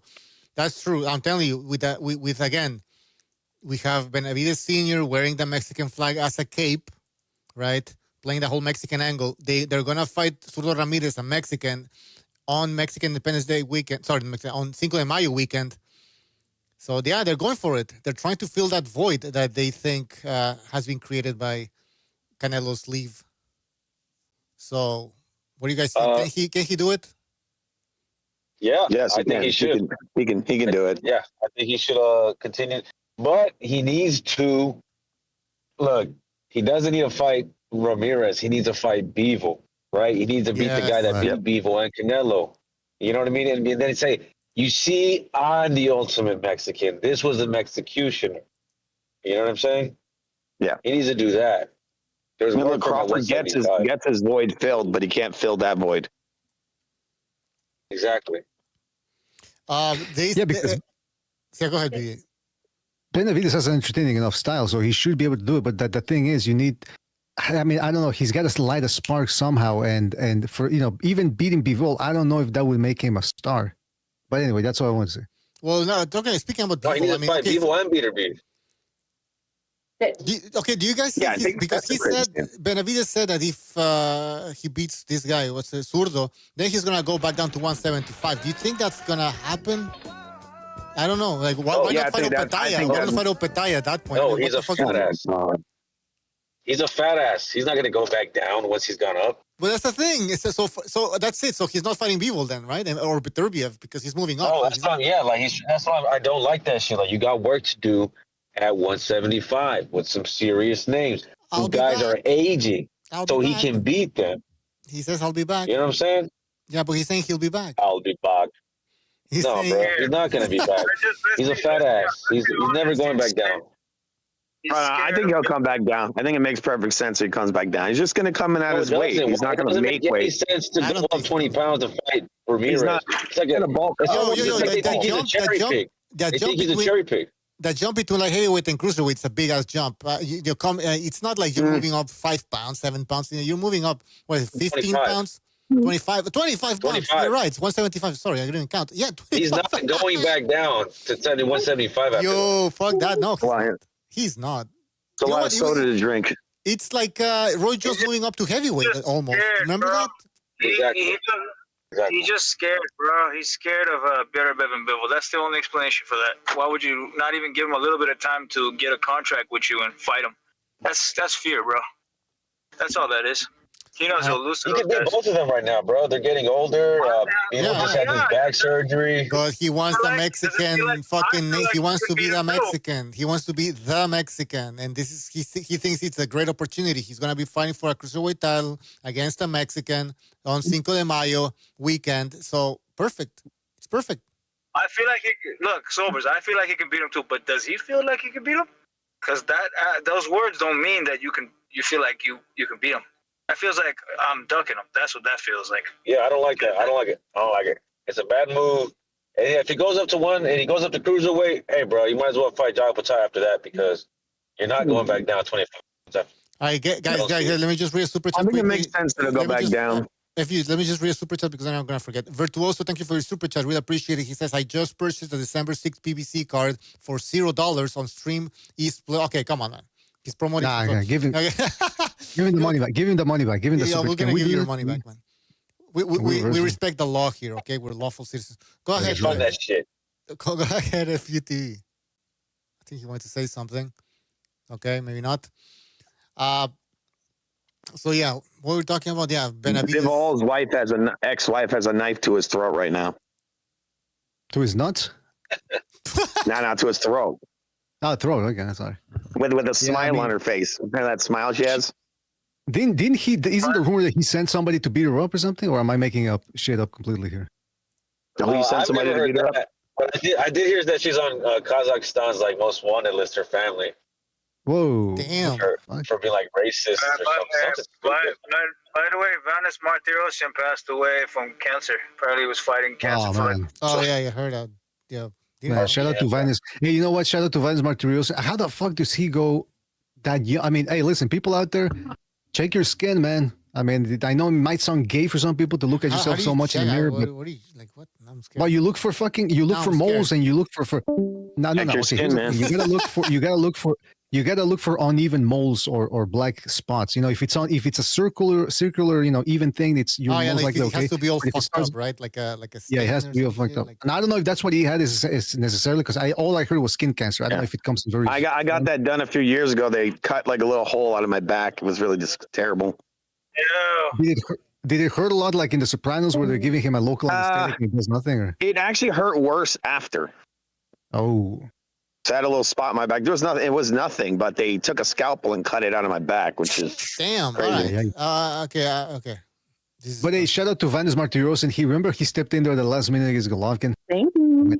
And, you got to be willing to do stuff like that for your health, man. You got to do it. Absolutely. Yeah, you took. They also use a hole punch. They use a punch and took a chunk of my skin out. It's crazy. A punch in the ass, or okay. No, not in the ass. Not this time. I'm just saying. You know, Vanis fought Lara and actually beat Lara, and he also fucking beat Charlo and got robbed on it. At least that's the best highlights of his career. And I think he beat Andrade as well too. He didn't fight Charlo, but Andre's the guy you were. Yeah. No, he fought Charlo. He fought the younger Charlo, not the one that became undisputed. Oh, you're right. I forgot about that. Yeah, you're right. Yeah. Who knows what he was going through? That's probably why he was off for 2 years before he fought Golovkin. That was probably fighting cancer at that time too. And he stepped in there not necessarily last minute, but he stepped in as a replacement for Golovkin. And remember, Golovkin, but I think that was a killer Golovkin. That was a Golovkin that was coming. Yeah, so. Man, shout out to Vanis Martirosyan, man. So yeah. Well, that sucks, man. Shout out to Martirosyan. I can even pronounce his name. Abdullah Freemason is still a bum. I still consider Abdullah Mason a bum. I didn't like what I saw. I didn't like what I saw. He was there to get hit. He says that he could have fucking fight his fight. No, you couldn't have, because every time you tried to box him, he caught you. And if it wasn't for your long ass reach and your size, you would have fucking got beat the fuck up by Noakes. Noakes was a better boxer, honestly. He's just a smaller guy. That's all it was. I didn't pick anybody for this fight because I didn't know Noakes, but Abdullah Mason's still a bum, in my opinion. Hey, he might have a good chin, yeah. power, but he's still a bum. Okay, I don't know if he's Yeah, a bum. I mean, he's 21, but Mama Schofield was saying that he had Noakes winning. He said, "Oh man, you know they have to give." no, wait. He did. FUTV, he had a close card. Yeah, I had it close. That's why Mike, that Coppinger, he had it like 10-2, like, and then he got a lot of shit for that. Yeah, I have my card here. Oh, which fight are you talking about? The Haney Noakes fight. Abazaba, Abdullah. Wait, I gave 1, 2. Abdullah? Yeah. I gave Noakes 4 rounds. Yeah, I had I gave him 5. Abdullah winning by 1 round. Maybe First round I could have given 5. him 5, I guess. I had it really close, but my stream fucking died a couple times, so I lost a few rounds over there. But it was very close. From what I saw, it was extremely close. I could have probably gone with a draw, but I couldn't say that because there was like 2 rounds where my stream fucking went down on me. Wait. When you say your stream, you're talking about your official DAZN stream, right? Let's just get that out. Yeah. So Okay. But you fucking know that's the one, bro. Yeah. Don't ever do a crime with Gypsy, okay? Just warning. Just don't ever do a crime with this guy. You're gonna be like, "Oh, Gypsy's calling me. What's up, Gypsy?" Oh man, bro, they busted us. What do you mean they busted us? That's what we did last week. They know me and you kicked in Jeremy's door and we took all his stuff. Wait, hey, what are you talking about, bro? I'm in handcuffs. What do you mean you're in handcuffs? I told them they're not stupid no more, bro. I already told them what's up. We're coming to your house, bro. We're picking you up. Sobers, can you bail me out before they take you out? Like he still wants you to do him a favor. Like, no, bro, I'm not going to jail alone, bro. We're coming to your house, so just get ready, get dressed comfortably. I told them where you live already. That warrant is a timeshare, bro. We're going out for a vacation. Just always remember what Ray Liotta said, and remember when we robbed that bank? Remember that? In the getaway car. Yeah. Yeah, Sobers, we robbed the bank. Just like why are you pinching your shirt? Yeah, say it right here. Remember when we robbed the bank? Remember that? Yeah. Sobers, remember? I wanted to say something about Coppinger. Speaking of the Noakes. Remember how we killed that hooker? Yeah. Now, I wanted to say about Sam Noakes. The Sam Noakes Mason fight. Mike Coppinger was doing the commentary. I think he's a color commentator, I guess. Anyway, and he's doing the commentary, and it was for the Bam fight. Excuse me. Anyway, they're talking about Bam, and obviously they have to bring up Shakur Stevenson. It's like, oh my God, Bam used to spar Shakur Stevenson. So somebody brought up the fact that Shakur Stevenson said, hey, when I sparred this guy, I said, whoa, this little guy can punch. He punches harder than some of my opponents. And then Mike Coppinger said, I think Bam actually hits harder than Shakur Stevenson. And there was a silence there for about 3 seconds, and they moved on to something real quickly. And then after the fight, Shakur Stevenson tweeted, they need to fire Mike Coppinger. And then Mike Coppinger said, something about living rent-free in his head. And then at the, I think day after or something, a couple of hours after, Mike Coppinger said, okay, time for the long flight back to home, 12-hour flight or something like that. I got my drinks ready, blah, blah, blah, and my entertainment ready to go to sleep. And he says, he shows what he was going to watch. He was going to watch De Los Santos versus Shakur Stevenson. so I know he's thinking, and I'm thinking, holy shit, he's going after him now. Good, man. Good for him. I know that it's good for him, but could you imagine Larry Merchant on Twitter going after fucking Mayweather or something? Hey, Mayweather, I just took a shit on your picture. How you like them apples, Don? You know what I mean? It's like, it doesn't make any sense. It's a little... Yeah. Well, he would make a tweet saying, if I was 50 years younger, I'd kick your ass, you know? Yeah, but that was after the guy fucking called him unprofessional, cursed at him in front of people. That's true. But I'm saying, going back and forth on Twitter, I mean, and you can tell Shakur Stevenson, it's very easy to guide him into that type of stuff online. I mean, I don't think he'd survive La Taqueria or the YTBC, though. That's all I know. Like, he's safe on Twitter. He can block people. Yeah, man. Yeah, but Coppinger can score a fight. I mean, apparently he only gave 2 rounds to Noakes. Whoa, yeah, no, that's insane. That's insane. Yeah. He's looking at. All right. Want to talk about Bam? Bam. He says, Puma was a good fighter. I hit him with everything I had. I thought he was going to go to distance. I knew I had to be careful and stay smart. When they ask him what's next, he says, I want the last belt, the IBF belt. I've never been this close to being undisputed. There is no point in moving up. There's not a lot of fighters that can say that they've been undisputed. I want to be one of those few guys, whatever, something like that. So he's not going to move up. That makes no sense. But it makes no sense. I understand that not moving up because at 118 it's pretty much as desolate as 115. But this whole obsession with I want to go undisputed. You're already the undisputed champion because there's no one left. You beat.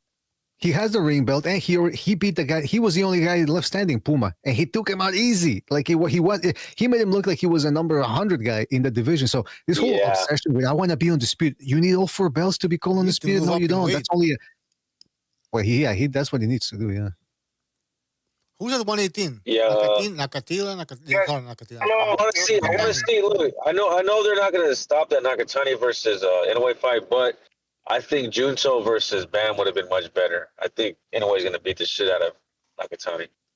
Nah, you can't be sure about that. I don't know yet, but you could be right. But I haven't really examined it yet. But Junto is not no slouch. Too open, bro. He gets it too easy. He's gonna get knocked the fuck out. And he leaves his hands down. okay, Inoue rules Japan, bro. For now, he rules Japan. But I'll say on the Bam performance, he looked good. He looked better. I'd say better than I thought. He did better than I thought. He handled Puma easier than I expected. Because Puma didn't have. So the difference between when you look at these fights, Puma was outclassed in like almost every way, except in heart, bro. He had a heart. He was trying in there. Up until when he got dropped, he was like, "Okay, I'm done." He knew he was beat then. But you see his performance compared to Brian Norman Jr. That after he got dropped, all his heart went away right there, and he just didn't fight no more. He was just wrestling and just pity pats here and there. Puma kept trying to fight the whole time, even though he was outclassed. He was still throwing hard punches, going for it. So I can respect Puma's performance, even though he lost like pretty much every round, right? More than what Norman did, and not getting knocked out. But Bam did he impressed me. He impressed me with his performance, dude. He looked like he was playing around in there. I'm looking for a picture here of all the contenders at 118 because I don't think what's left at 115 though. Nothing. I don't know. There's, not any names that we want to see. There's but if you look left. at Bam, if you look at your screen, guys. 118. Oh, what? 118. What screen? On no. I mean, look. To Sumi, maybe would be okay. I'd be willing to watch that one, but none of these matchups do you look at them and go, okay, yeah, this is like a 50-55. Yeah, you know what I mean? Christian Gonzalez is a guy who gave him a tough fight and who ended up fracturing his jaw, but that guy hasn't done. I think he's only fought twice since then. I don't know what they're doing over there in Mexico with the dude, but yeah, man, no, 118. That's why now I do agree. Look, there's nothing left for a guy as dominant as him at 115 or 118. Maybe he should take that big leap at 122 and take on the winner of Inoue Nakatani. You know what he should do? BDA, he should fight Takuma Inoue. He should beat up Inoue's little brother. Like, what's up? That's the lifeline. Yeah, you know what I'm saying? That was up. Build up a storyline or some shit. Yeah. Yeah. Great point. Yeah, you know what? And then you disrespect his Shaolin temple or something like that. You know what I mean? And go like, "I'm your brother." He's not He's not Chinese, man. Hell yeah, bro. Shaolin Temple, man. That's Chinese shit. Kung Fu. You gotta go you gotta do some kind of where they have like the family stones and shit for ancestors and stuff, like disrespect the stones or something like that. That's what I'm saying. Yeah. Yeah, and go, you know what? I don't like Mexico. I don't like Japan. I don't like anybody. It's like, oh, he's turning into a bad guy. He should beat up Takuma Inoue and then grab him by the hair, back of the head, like in Mortal Kombat. Brother, soul is mine. You will be next. You're next. and then Naoya wakes up from a nightmare. Just sweats and shit. Yeah. I gotta get the picture. That was funny as fuck. Hey, you know what? Every time I look back at that movie, I go, back then it was considered, like a crap movie. But now we look compared to some of these modern movies that they make that are based off video games, it's not that bad, man. No, video game movies are spectacularly bad. That Shang Tsung guy he just aced it, bro. Like that. I mean, a bunch of characters. Dude, but that Shang Tsung guy, bro, he was on point. He is Shang Tsung. Like that actor is Shang Tsung, bro. Absolutely. Well, absolutely. that video game, I think Mortal Kombat 11. They brought him back. Oh, he was in it. Yeah, you told me. Yeah. They scanned him and everything. Right. Oh, boy. That dude always looked to me like a perv. And I don't know what the hell he was doing in American Me. You know, the Mexican mafia movie with prison and all that. He's a member of the Mexican mafia. I was like, wait a minute. I thought this dude's I don't even know if they actually ever explained why he was there, but. Yeah, but Bam should do that shit, man. Like, yeah, there you go. Exactly, just like that. yeah, but they need next. Hey, but speaking of that Nakatani Inoue fight, I don't know who I'm picking in that one. I think Inoue's gonna bust him up, dude. Oh, come on, man! You don't know that shit.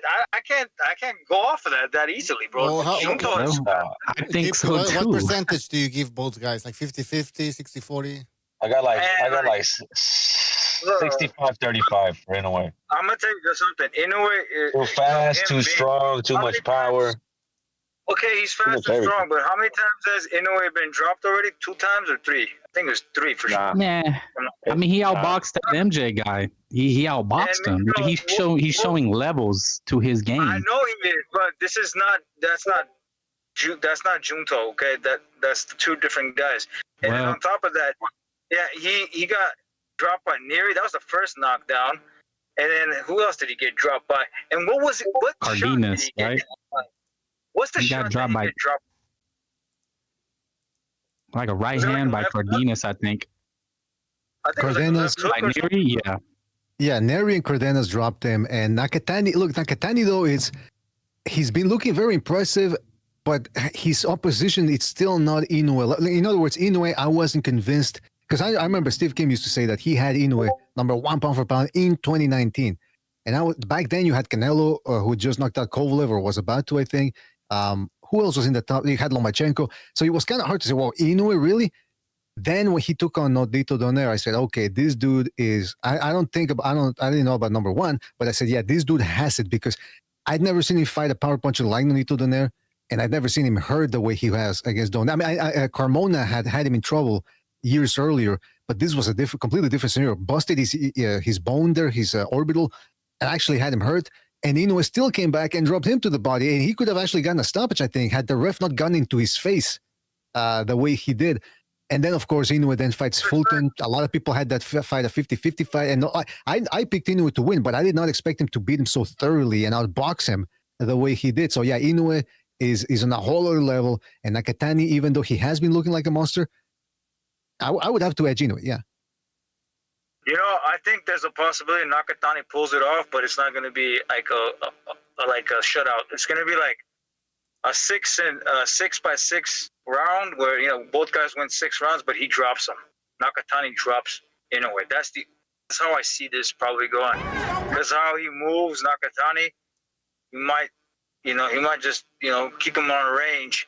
He might still lose rounds, but he'll win majority of rounds and then catch him with a shot and drop him. That's what I see happening. I think when I see the fight in my head, I could see that happening. 1 knockdown, and it's like super close. It can go either way. But, they give it to Nakatani, and then there's a rematch. I don't think it goes to distance. Someone's getting going to sleep in that one. They're both talented, but they're both tough. Nah, I think they're gonna pull. I think the range that Nakatani has is gonna keep him safe for a long period of the fight. And they're kamikazes, dude. They're gonna go for it. Trust. They're gonna go at it. Go for it, bro. They're gonna go for it. They're both tough. I think they're both gonna make it to the 12th, though. But isn't it interesting, though? Isn't it interesting with Inoue, when he got dropped by Cardenas, people were saying, oh, he's not pound. Some people, especially that he's not pound for pound. This is that, blah, blah, blah. He's getting dropped. He fights MJ Akhmadaliev, who's a #2 guy. Fucking MJ barely landed a glove on the dude. So Inoue can't step. It's like with Fulton. It's like with the Fulton thing. Yeah, it's like you're going in there thinking, okay, Fulton's quick. He's got a good jab. He's probably gonna. And now it was when Inoue wants to step it up and sharpen his defense and sort of back foot bitch a little bit, he can do that. He can do that. If he doesn't want to get touched, he can limit the amount of being. That's a distinction between a guy like Jerron Ennis and Inoue, because people look at Ennis, him getting hit. And I've heard the same thing that Bucho talked about earlier, the guy who left the post saying, oh, you guys complain about fighters back foot bitching it, but then when they get hit, you criticize them. No, it's not. That's not the thing. Ennis is a guy who gets hit because he doesn't have good defense. Even when he tries to box, he doesn't have good defense. And that's the thing. He can't step up the defense whenever he wants to and put on a masterclass from the outside. Inoue can. That's the difference. Inoue is on a whole other level than a guy like so I think if he fights Nakatani, I think he probably will tighten up that defense. But even if he tightens it up, maybe Nakatani is that good that he'll still be able to perforate through that or catch him or drop him. I don't know. It's a very interesting fight, man. It's a very interesting fight. Let's say Nakatani is touching him up. You don't think Inoue is going to answer that with more ferocity? I think so. That's usually how he replies. Yeah, because if this guy Nakatani is on that level, he's gonna take it to him. He's not gonna be afraid like Fulton and back up. And some of these guys that get in with someone like Inoue, they get afraid. Even when Cardenas, when he had him, he couldn't go for the kill because that guy was still thumping with them. He answers back, man. I think Nakatani. I think Nakatani is too willing to trade. He'll be too willing to fight. He's gonna get knocked out. Has Junto Nakatani ever been hurt or rocked or dropped? I remember, I can't find the fight anymore. I haven't. Well, his question is, has he been hurt? And I do remember seeing Nakatani hurt. He fought in America once, I think. I think I saw him hurt. I don't know if I'm confusing him with another Japanese guy. But also, he has gone the distance. He went the distance against Chihuas Rodriguez. Chihuas is the guy who beat that British gold medalist. And then, the whole PED thing happened. But that dude went the distance against Nakatani, and he made Nakatani look kind of sloppy in there. It was a very sloppy fight. So but then again, Chihuas is a completely different fighter than Inoue. So the question, that's a good question. Can Nakatani take the Inoue's power? Because we know Inoue's been in there with power punches. I don't know if Nakatani can stand in there, and if he gets dropped, can he get up? And But that's my analysis. If you're Nakatani, right, what's your best way to win? You try to outbox him, or you get him into a firefight? You're not going to win a firefight with this guy. Nobody has yet. Keep him out of range. That's all. Yet. You gotta use what you got. You gotta keep the guy at range. But that's what I'm saying. Inoue showed that he can box too. So that's what I'm saying. What's Nakatani's best way to win? They can both box that guy. It's just that the thing is though, Inoue's legs are a little bit better, but then he's a shorter guy. He's got to take a lot more chances, which he could walk into something that it'd be difficult to recover from against someone like Junto. But that's also those things you got to consider, all these factors. And I see it. So I might change my mind, but I see it for some reason. I see Junto edging it out, but very close, extremely, extremely close. But it could be the other way around. It could be extremely, extremely close where Inoue pulls it off and he gets the knockdown.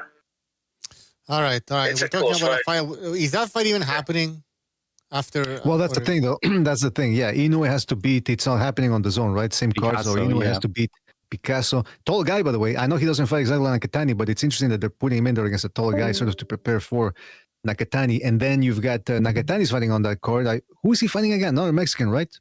A guy who actually hits pretty kind of hard. So it's not a gimme. It's not the most exciting fight, especially for pay-per-view, but they should be interesting fights for as long as they go. Yeah. So our schedule, boxing schedule, November 29th. Okay, that's not a great card. Then we have a DAZN card from Birmingham, England. Ben Whitaker versus Benjamin Gavassi. Do you know anything about this fight, VDA? Did you the Whitaker fight you said? Yep. Yeah, well, I saw clips of on YouTube of the guy Whitaker's fighting, and let me tell you something, I ain't too impressed. He fought the best opponent that I've found on his record. I don't know, maybe there was a guy who had a lesser record and actually ended up being better, but he fought an undefeated German guy who was 33 years old, and the German guy was actually, I don't know, I thought the fight was close. Every time he would open up on this British dude, the British dude just didn't really know what to do, just back up onto the rope. So he's fighting a guy like Whitaker who's more seasoned in terms of overall boxing. He can find different angles. He's just better than the dude. So I'm not too excited about that one. No, sorry, Bob. Okay, and then we have Fraser Clark against Jimmy Chikieva for the British. Is that even televised? I don't think so. I don't know. I don't think it's televised. We have Is there UFC? I we gotta have ask. Pro Box TV on November 29th. Jesse Magdalena versus Mohamed Yakubov. Yakubov. Isn't that the guy from Fiddler in the Roof? Or anyway, Pro Box comes in to save the weekend. Let me tell you, man, because Pro Box, they put on quality cards. They're not the biggest names. I said it before. It's almost like when you go to the store and they get the bargain bin there. But that's what it is. It's you get some entertainment for bargain prices. And Pro Box, they had a card last Friday, I believe. And it was pretty good. It was Villa versus some Argentinian guy. There were also some good fights on the undercard. You had the Mongolian Mole. Remember that? The guy who snitched for Tank Davis on Ryan Garcia. That guy fighting against a tough Mexican. Made him look bad. So Pro Box, man, you tune in, man. I mean, it's when there's nothing else on, sounds like a pretty good night of boxing to me. And then on December the 6th, we have from San Antonio, Texas, PBC pay-per-view on Prime Video, Lamont Roach Jr. versus Isaac Pitbull Cruz. Yeah, that fight's a good fight. It's a good fight. I don't like the pay-per-view thing about it, though. It shouldn't be a pay-per-view. Also, we have Johnny Beck versus Erizlandi Lara. Your thoughts? Oh, interesting. Same card. Yep, same card. And this is going to be a great fight, guys. Man, you can't miss this. Oshaki Foster versus Stephen Fulton Jr. for the WBC Junior Lightweight title fight. This is going to be a laugh and watch that be the fight. Watch that be the best fight of the night. Imagine. Oh, shit. Also, Jesus Ramos Jr. versus Shane Mosley Jr. for the vacant WBC intern middleweight title. And the return of Frank Martin. I don't even know, has he fought since 2024 when he got knocked out by Tank Davis? Taking on Rances Barthélemy. Yeah. 41-year-old Rances Barthélemy? At this point, Frank Martin, great performance, right, against Tank Davis. He did okay at the beginning, but I mean, it's Tank Davis, you know. Oh, wait, that's the same day? The same day they've got Jai Opetaia from the Gold Coast. No, it's not the Gold Coast this time, but we'll pretend that it's at the Gold Coast Convention Center.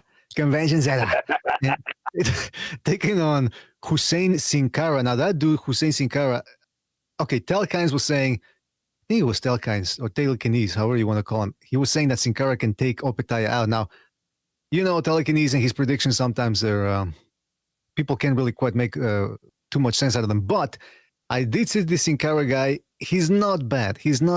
But not bad, just doesn't really quite cut against Opetaia. But he does have a good left hook to the body. And you know me, I love left hook to the body. So hopefully he throws a couple of those against Opetaia before the night is over there. And what else? Well, that's till December the 13th. December 13th, we got the Zone. These guys, you're gonna watch out for this one, because I think everyone fight week, once they start really getting into it, go like, holy shit, this is actually quite an interesting fight. Diego Pacheco taking on Kevin Lily Sajo. Kevin Lily Sajo. You know, that's a Cameroonian thing. I know what to do. I don't know if he's from Cameroon, but this dude, Kevin Lily Sajo, is like in Billy Light. A little bit in Billy Light, a little less explosive because he's older, but he's got this generally the same build, same style. He can crack. This dude is a problem, and Diego Pacheco is taller, but his chin might be right there in line for Kevin Lily Sajo. So, guys, look out for that one.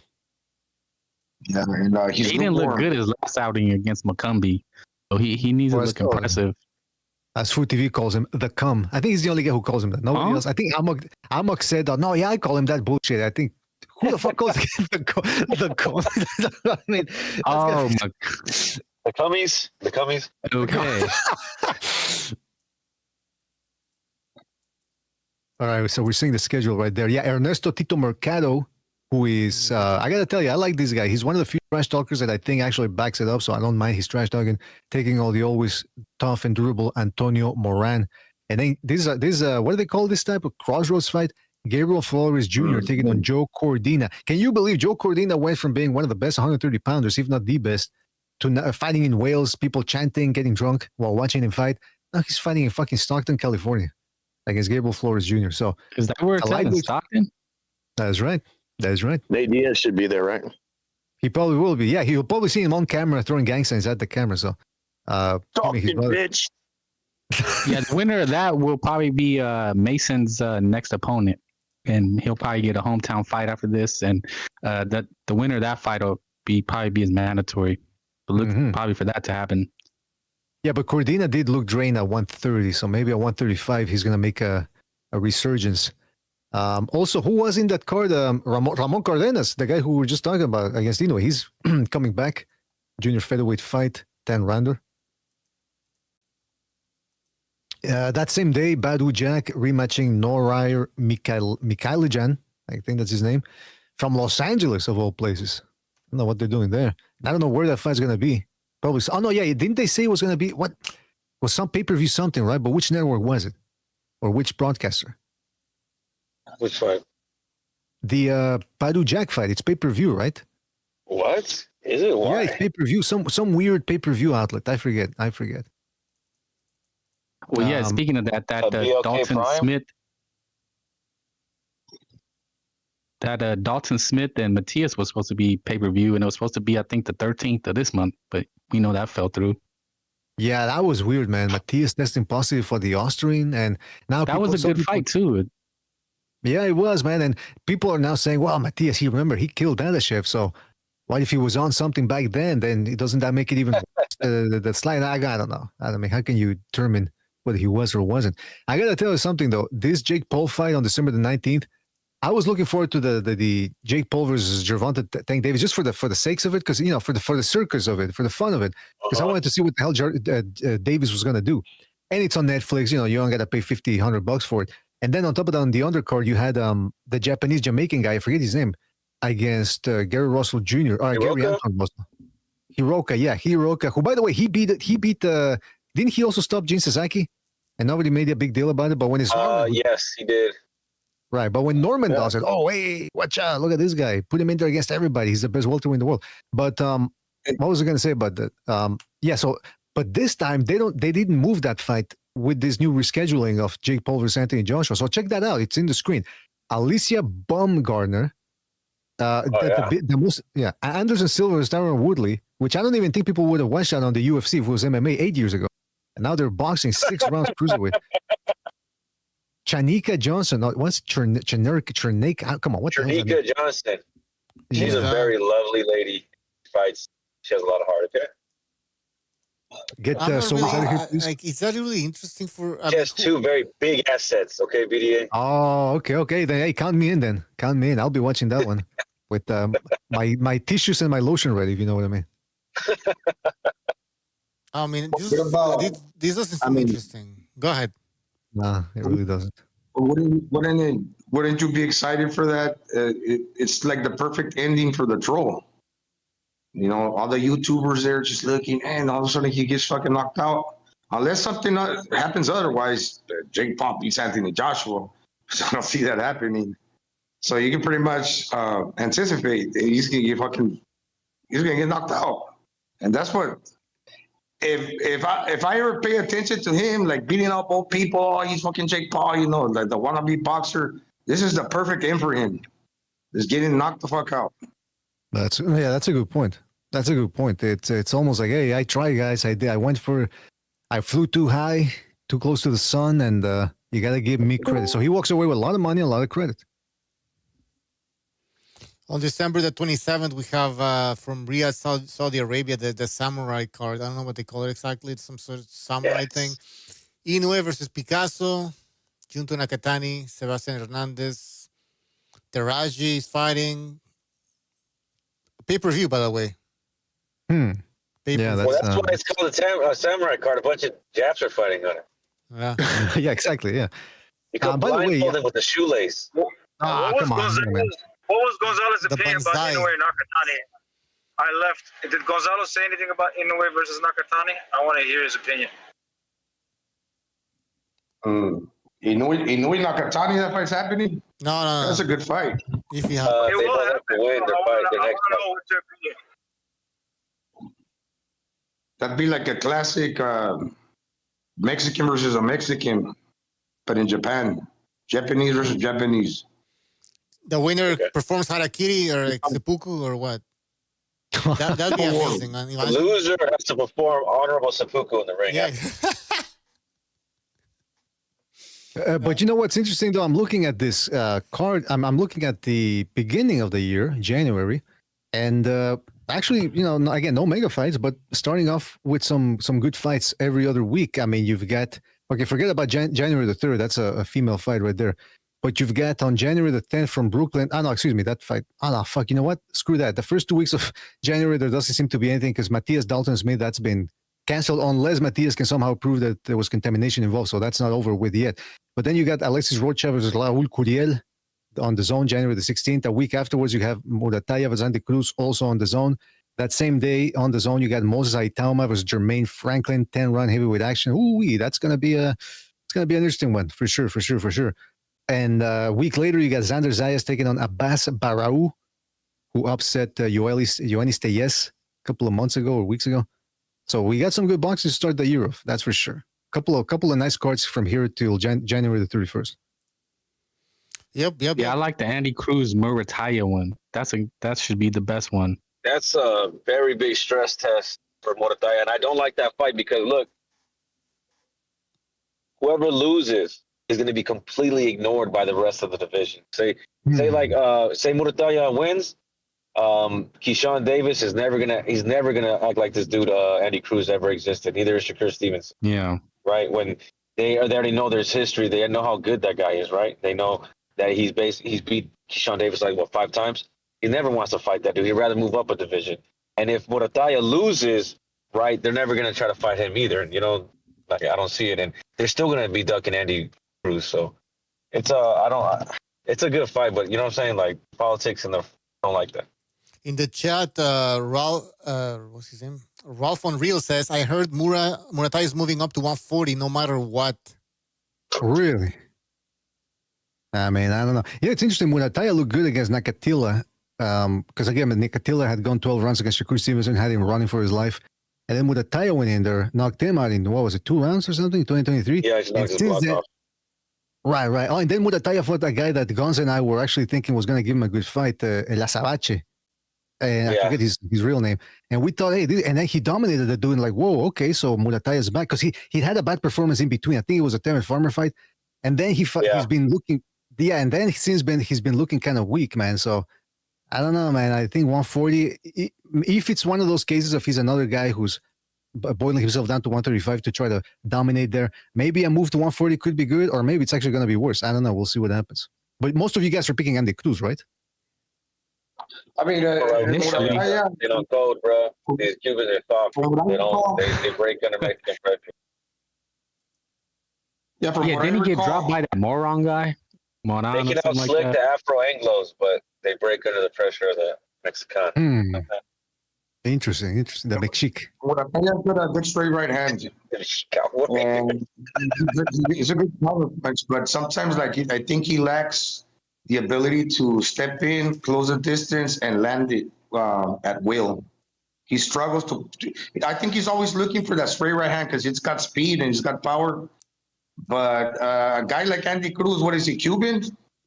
Right. Yep. He's gonna try to take that right hand away, and like you said, the loser is probably gonna disappear, and he's not gonna get no credit moving forward, and it's gonna be difficult for that person to get for that fighter to get another opportunity.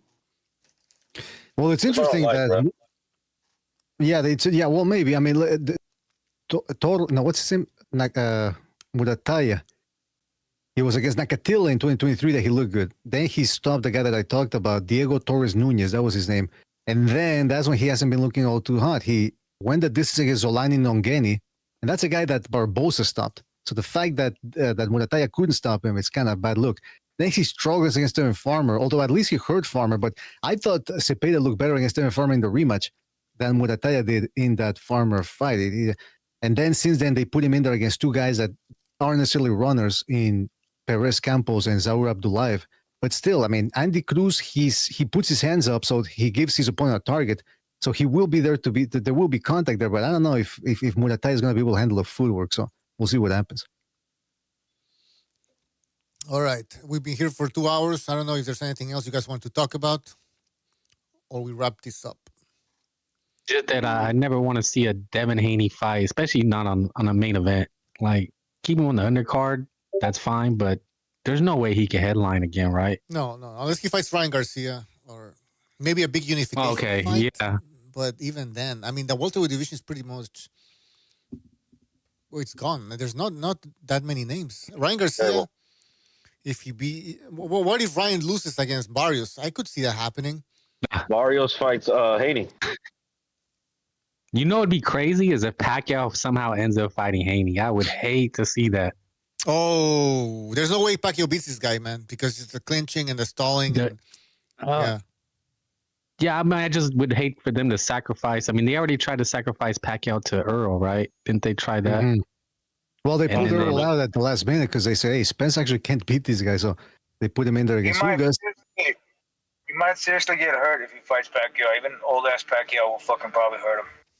He could probably hurt him sometime during the fight, but he could hurt him. But then Haney, this version of Pacquiao can't sustain the velocity to stop the momentum to stop a guy. So Haney would just keep him turning, land one punch here, one punch there, and it would still actually look bad for Haney, for considering his age and the age gap. He would still look bad against Pacquiao, but I think he would beat Pacquiao.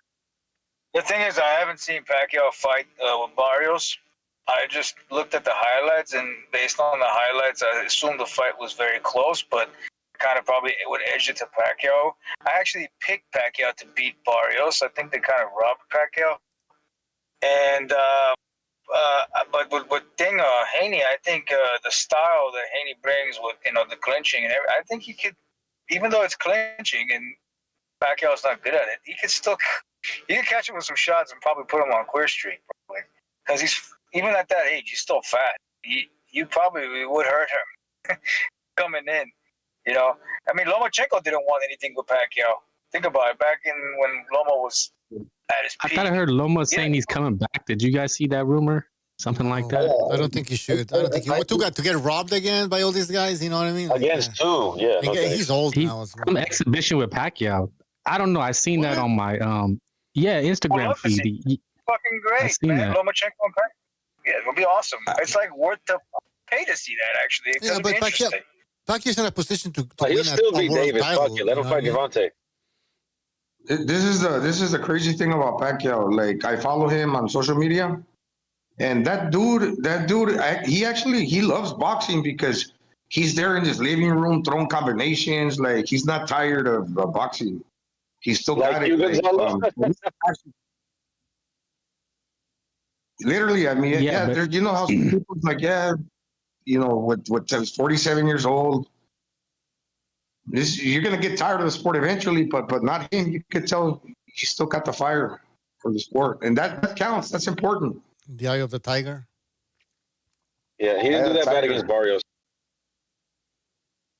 Well, he has to beat Rolly because that's what I seen, right? That's what Ryan's saying. They're trying to set up some kind of quasi tournament with Ryan and Barrios and Rolly and Pacquiao. Like that's literally his best chance. But if he can't beat Rolly, I mean, or if it's close, then man, I just don't want to see these guys like a Haney make a name off of Manny like he did with Loma. Pacquiao's corpse. Yeah. Exactly. Ryan didn't do a whole lot, and neither did Rolly. Yes, Rolly dropped him 2 times. I think BDH spoke about that about a week ago. Neither guy did a whole lot. And if I think a comparable style, I know triangle theory and whatever. I think that Pacquiao has a little bit of what Pitbull Cruz got in hand speed, and a guy like Rolly, who's not necessarily like he started in boxing. I think he used to like practice judo, and he's like a late starter. He's gonna get overwhelmed by Pacquiao, kind of like how Pitbull. He threw a whole bunch of punches and he didn't know how to deal with the speed. Because yes, Ryan got speed, but I said this to say this. They didn't do a whole lot to each other. Ryan was too passive. Yes, he's quick, but he didn't even throw hands. That's a good point. Yeah, that's a good point. I mean, Romero should have lost against Darling. Dominican dude. I think that's the fight where he got his first title or something, and he's like, no, he lost that fight. He got out jabbed, didn't know what to do. Then he was actually doing well against Tank Davis before he got knocked out. He was losing to Old Man Barroso before Tony Weeks ended up sacrificing his career to save Romero there with that horrible stoppage. And then Isaac Cruz beat the crap out of Romero. So yeah, man, I mean, just goes to show you that the Romero, Ryan Garcia, Barrios, they're all on that level where they're good, but they're not special. They're not consistent. They're inconsistent. So. See, Rolly has Ryan's number, man. I've been saying this for quite a bit. Rolly's whenever they sparred each other, and they sparred each other a couple times. Rolly always had this like aggressive big brother attitude over Ryan. Like you know that even though skill wise Ryan should be greater than Rolly, but he always had that. That's it's not that surprising. When I heard it the first time, I actually never watched that fight. But when I heard it the first time, I wasn't actually surprised that he beat him, because from the sparring that I've seen these two have, Rolly always had even when Ryan was clipping him and everything, he was the one, the aggressor, pushing the pace. Rolly, he was the one making them, intimidated and all that kind of stuff. It's something about those two that it just doesn't work out for Ryan. But Ryan is not a bad boxer. Ryan is a very good boxer when he's at his A game. When he's at his A game, he's a very good boxer. You don't beat Haney. Haney's clinching and all that shit if you're not fucking, actually good. He is good. But the thing about Rolly that I think intimidated Ryan, and the reason Ryan didn't let his hands go after he got dropped when he got hit with that double right hook, he didn't see the second punch coming. And yeah, he got power. Rolly got power. And I think that the fact that Rolly didn't do a whole lot, I mean, yeah, that's a negative, but at the same time, he's got sturdy legs. He was standing his ground, and he was just waiting to counter Ryan. Ryan wasn't quite comfortable trading with them, because since he didn't see that second right hook coming, he's like, man, he's just not confident. He's just not confident in his chin, because that was just the second round. I mean, he was fresh. Why was he so gun shy? Because of the power and the fact that Rolly was just waiting for him to counter, and it was just it wasn't so much that yeah, he's got some skill. It was just the fact that he got into his head.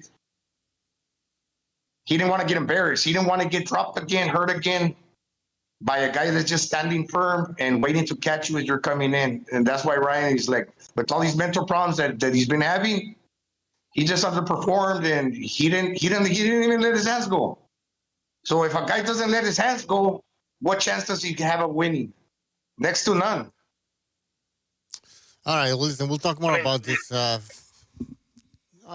don't even know if these fights are going to happen, but we got to go. We talked about what we had to talk about, and really, well, I want to thank you for being on.